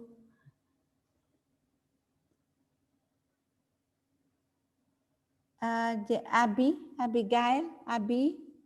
Halo Abi. Halo. Gimana? Jelas tugasnya, Nak? Jelas, Miss. Iya. Silakan ya. Begitu selesai langsung dikirim via WA-nya Bu Desa, ya. Yang Bu Desa nilai kelengkapan, kerapian, kebersihan, dan bentuknya juga. Ya, ini sangat membantu anak-anak. Adel, gimana Adel? Ya, Bu Desa. Jelas tugasnya? Jelas. Ya. Abi ada, Adel ada. Aileen?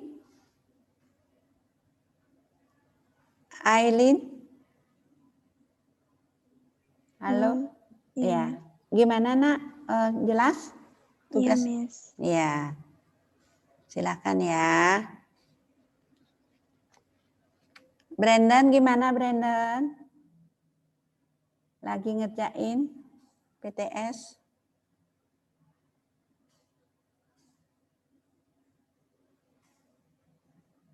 Christian Ronald. Ya. Halo, gimana? Jelas tugasnya, Nak? Jelas.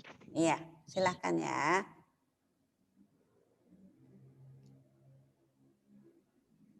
Dina? Halo, Dina.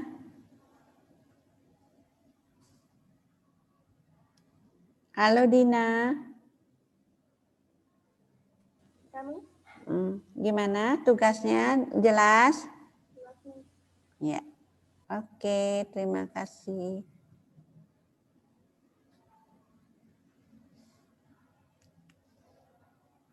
Yehuda, halo. Yehuda. Halo Bu. Gimana? Udah selesai ngerjain? Masih Bu, masih ini mau buka modulnya tadi habis dari toilet juga Bu. Oh, baru mulai. Joshua. Joshua, gimana? Udah selesai PTS-nya? Oh, masih ngerjain. Ya, oke.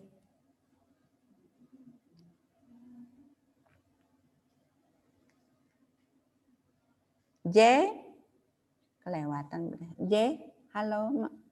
Iya, Bu. Gimana? Jelas tugasnya? Jelas, Bu. Ya, semangat ya. Oke. Lingga. Budesa absen. Lingga, halo. Ya, oke. Terima kasih. Monica, halo. Ya, Miss. Gimana? Udah selesai? Sudah, Miss. Selesai PTS-nya? Iya. Kirim via WA-nya Bu Desa ya. Apanya, Miss? Jawabannya. Oh. Ya, Miss. Ya, biar langsung bisa Bu Desa gini ya. Kalau udah lanjut kerjakan ini tugas. Bisa minta nomor HP-nya. Nomornya? Ya, ketik aja di chat Zoom. Bu Desa enggak bawa, tanya ke Miss ini ya. Tanya wali kelas ya nak ya. Siapa yang belum tahu nomornya Bu Desa? Siapa yang belum tahu nomornya Bu Desa tadi? Halo, yang minta nomor siapa tadi?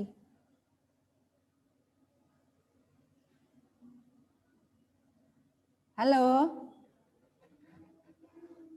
Hilang.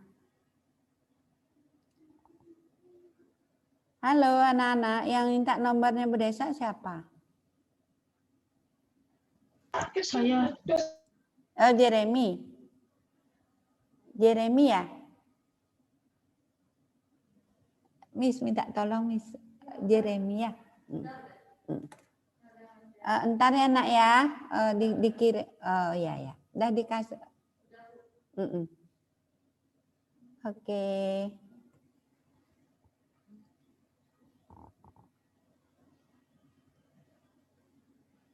Monica, gimana Monica? Udah selesai? Udah selesai ngerjain PTS? Iya, saya sudah mengerjakan PTS-nya. Oh, lagi ngerjain? Enggak, saya sudah selesai. Udah di WA ke Bu Desa? Nilainya ya, Miss? Nilainya boleh, jawabannya boleh, jawabannya. Oh iya, Miss. Iya, udah tahu nomornya Bu Desa? Iya, sudah tahu. Iya, makasih ya, biar bisa ini komunikasi juga. Tugasmu juga kurang, lagi 2 nak, Monica. Oh iya, Miss. Segera dilengkapi ya. Iya, Miss. Terima kasih. Dewika. Halo, Dewika. Halo, Miss. Dewika, sudah selesai ngerjain PTS? PTS-nya saya lagi dikit aja, Miss. Iya, semangat ya. Iya, Miss. Terima kasih. Pangestu? Halo? Pasak Pangestu? Pasak Pangestu mana? Dari tadi Bu Desa panggil sengado nih. Oh, izin dia. Oh. Miss info dia gininya ya, Miss ya. Remedi dia bahasa Bali harusnya. Ya. Remedi bahasa Bali. Tugasnya kan udah Bu Desa kan udah kasih kurangnya, ada keterangannya ya. Rapotnya di gini Miss, dikirim diupload. Oh. Berarti tidak ada komunikasi berarti ya? Berarti Miss tolong ingatkan ya Miss ya, pasok ya. Tugasnya kurang lagi 1 sama PTS. Sama tugas hari ini. Tanya Bu Desa atau tanya teman boleh.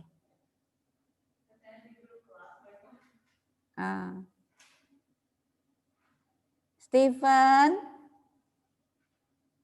Halo Steven, Putu Steven. Halo. Steven. Steven jangan ada respon. Ya, Miss. Oh ya. Steven.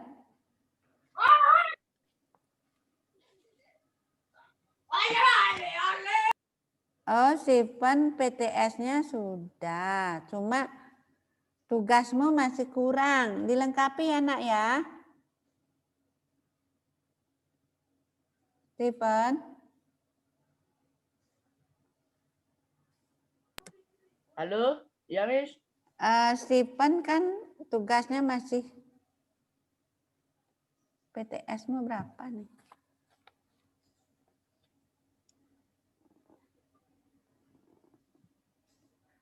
Oh, tugasmu kurang 3, nanti tolong dilengkapi ya, segera ya. Oke. Tugas yang hari ini udah dikerjakan? Bisa? Ini lagi proses, Miss, lagi ngerjain. Iya, iya. Oke, terima kasih. Yang kurang lagi 3, segera juga ya.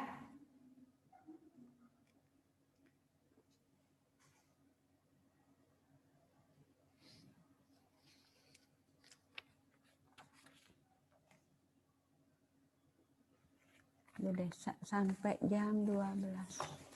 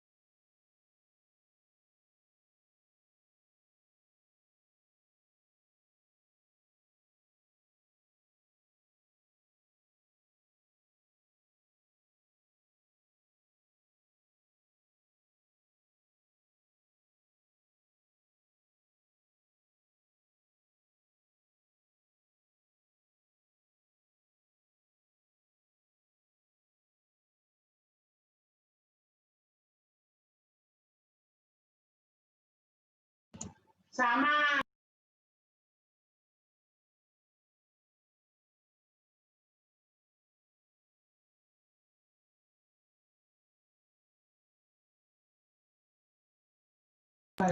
Bu Desa, Lucy, Miss, Miss.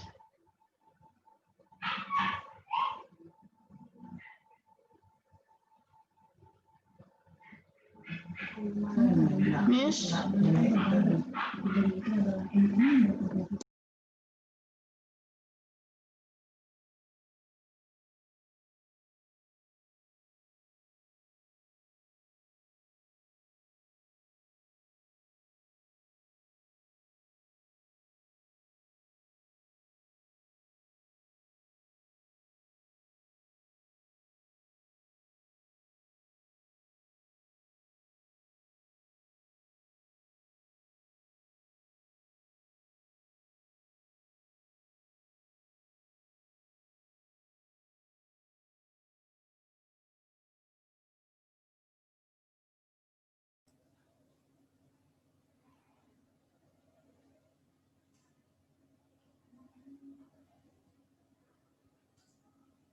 Lucy, Miss.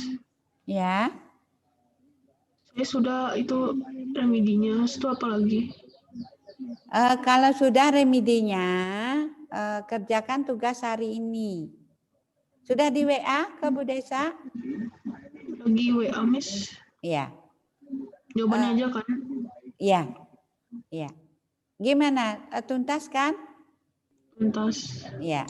Oke, terima kasih. Kalau sudah, kerjakan tugas hari ini. Ya. Buka buku tugasnya, siapkan buku atau kertas bergaris, tulis nama, kelas dan nomor absen, kemudian kalian kerjakan tugas, tulis huruf Bali, tulis angka Bali, nih. Dari nomor 1, nomornya pakai angka Bali ya. Aksaranya kan ada 18 ini. Ini ditulis ke bawah, anacaraka sampainya, tulisnya di buku bergaris, tulisnya digantung, nempel di garis yang di atas. Tinggi huruf cukup, tinggi aksara cukup setengah baris saja. Ya. Kemudian tulis nomor pakai angka Bali, nomor 1 sampai dengan 18 ke bawah. Kemudian di sebelah nomor tulis hanacaraka. Ingat loncat 1. Kemudian di sebelahnya ini ciriki ditisiwili pakai ulu ya. Itu contohnya ada di halaman 26. Untuk ra tidak boleh dikasih pepet. Huruf terakhirnya re itu pakai ni repe. Begitu juga le. Le itu pakai lelenge. Bagaimana Jeremy? Bisa dipahami? Bisa, terus yang lainnya yang kurang 3 tuh gimana? Yang kurang 3 nanti yang halaman 18 sudah ada Jeremy? Yang 18 sudah dikerjakan? Coba dicek dulu. Belum. Oh. 18 yang mana? 18 bukumu. Halaman 18 buku bahasa Bali. Oh itu. Udah. Kalau sudah tinggal di WA aja ya. Halaman 18. Halaman 18 yang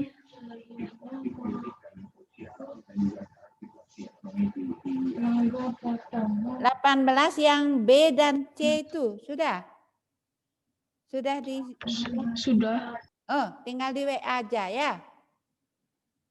Tinggal di WA berarti kurang yang pidato sama ini. Nanti Bu Desa kasih soalnya. Ya. Oke, Jeremy.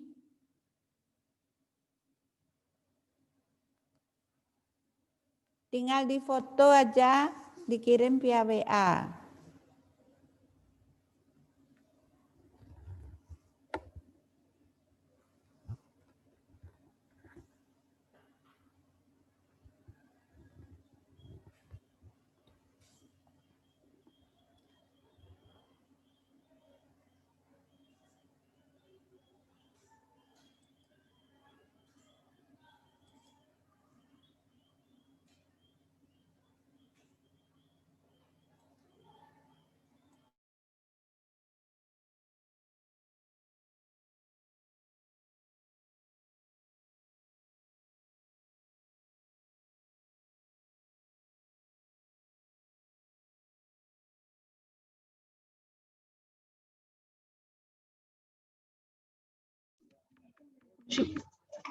Bu Desa. Bu Desa. Bu Desa. Iya nak ya. Ulangin lagi yang gimana tuh cara ngerjain yang gimana tuh tadi? Yang aksara tuh? Yang aksara itu kamu tulis,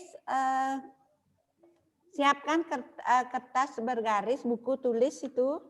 Iya. Isi identitas. Kemudian tulis nomornya pakai angka Bali. Iya. Lihat halaman 31. Udah ketemu? Udah. Jadi itu kan 1 sampai 10. Kalau 11 tinggal 1, 1. 12, 1, 2. Sudah? Jadi nomornya tulis pada kolom nomor ke bawah. Loncat 1 ya? Iya. Loncat 1, nulisnya nempel ke atas. Digantung. Iya. Tinggi aksara cukup setengah baris saja, jangan di fullin. Jangan dihabiskan barisnya biar bagus. Sudah? Sudah. Kalau sudah menulis nomor, tulis anacaraka dari baris paling pertama sampai yang 18 itu hanacaraka sampai nya ke bawah. Terus yang kedua, baris kedua ke sampingnya. Ke sampingnya habis H kan I. Lihat di halaman 28 contohnya. 26. Lihat di halaman 26. Sudah? Ngerti? Sudah jelas, Jeremy?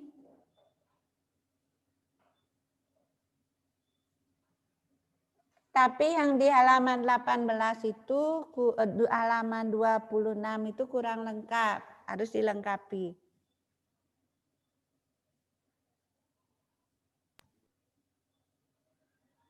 Dikirimnya Bu Esa? Kapan dikumpul? Dikumpulnya hari ini Bu Desa kasih waktu sampai pukul 15 untuk mendapatkan nilai 100. Berapa tadi? Halaman berapa tadi? Contohnya halaman 26. Tapi ini belum lengkap, Jeremy. Re-nya enggak ada, terus dilengkapi sampai nye ke bawah. Ya. Jelas? Jelas. Sampai nye ke bawah. Untuk re tidak boleh dikasih pepet, diganti dengan re repe. Le diganti dengan lelenge. Ini contoh rerepe. Ini contoh lelenge.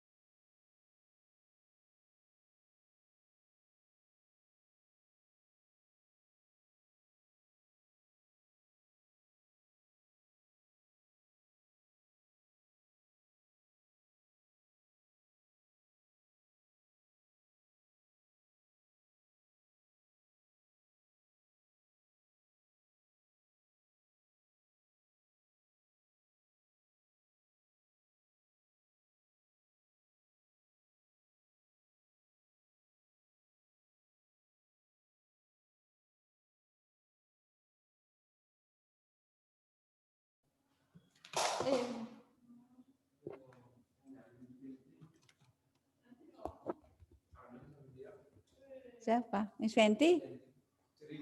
Ngajar di kelasnya Miss Intan.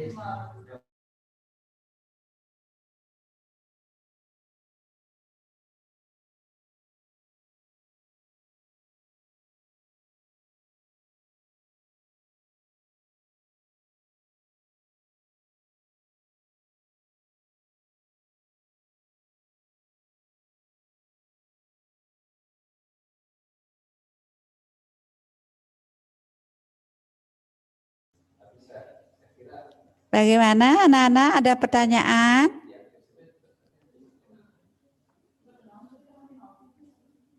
Bisa nulis nulis angkanya tuh pakai aksara Bali juga. Iya, ya nomornya itu pakai aksara Bali ya. Lihat. Kan nulisnya, ah? Nulisnya ntar jadi gini ya, A, I, U, E, O gitu kan, di sebelah nomornya gitu. Iya. Baris pertama A, I, U, E, O, E. Baris kedua na, ni, nu, ne, no, ne. Baris ketiga ca, ci, cu, ce, co, ce. Itu contohnya ada di halaman 26. Sudah? Sudah. Sampai nye ya Jeremy ya. Nye. Ya. Tulis yang rapi ini membantu nih. Bu Desa pakai bantu nilai.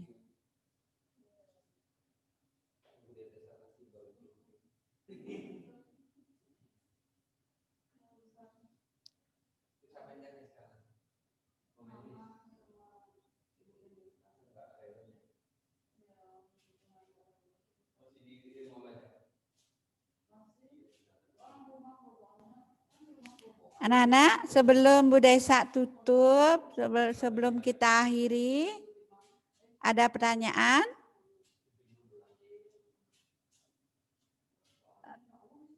Bu Desa ulang ya, yang remedi, anak-anak yang remedi silakan di WA jawabannya.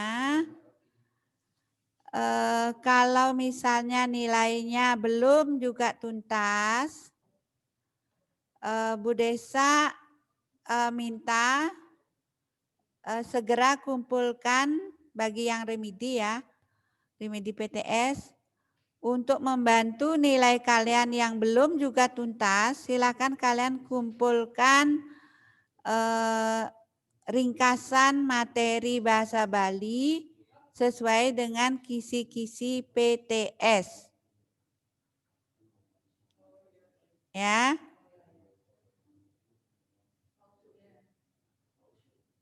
Jelas?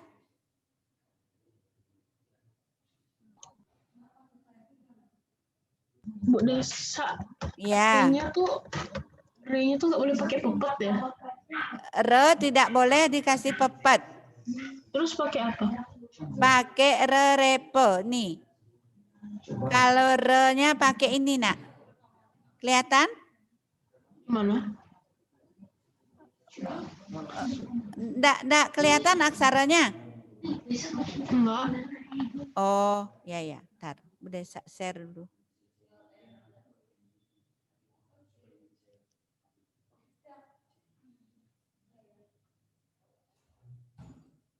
Nah, ini ya. Kelihatan, Jeremy? Gimana? Kelihatan? Ini re, dikit, Miss. ini re repe, ini le lenge.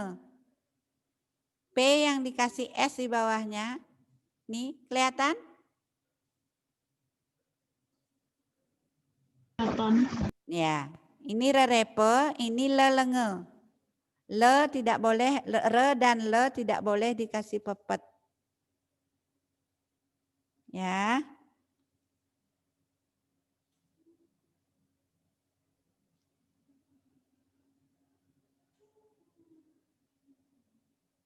Sudah ya, Bu Desa tutup ya. Iya.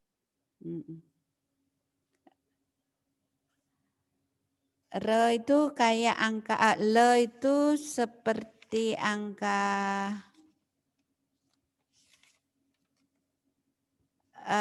le persis angka 2. Kalau re, p dikasih S di bawahnya. Ya.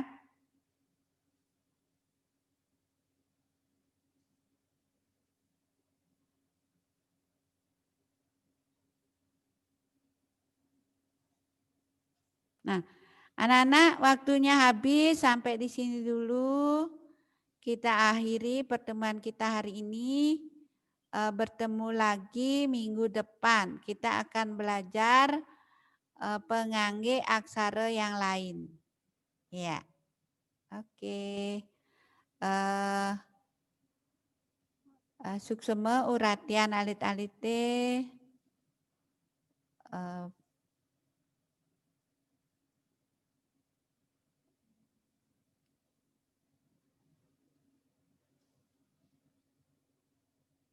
Salam rahayu ya. Suksema. Bye-bye. Ya. Bisa. Ya. Gimana nak? Ntar ngumpulnya di mana? Via WA. Sekali lagi, kumpulkan via WA. Ya. Bu Desa langsung periksa. Ya. Terima kasih. Bye-bye.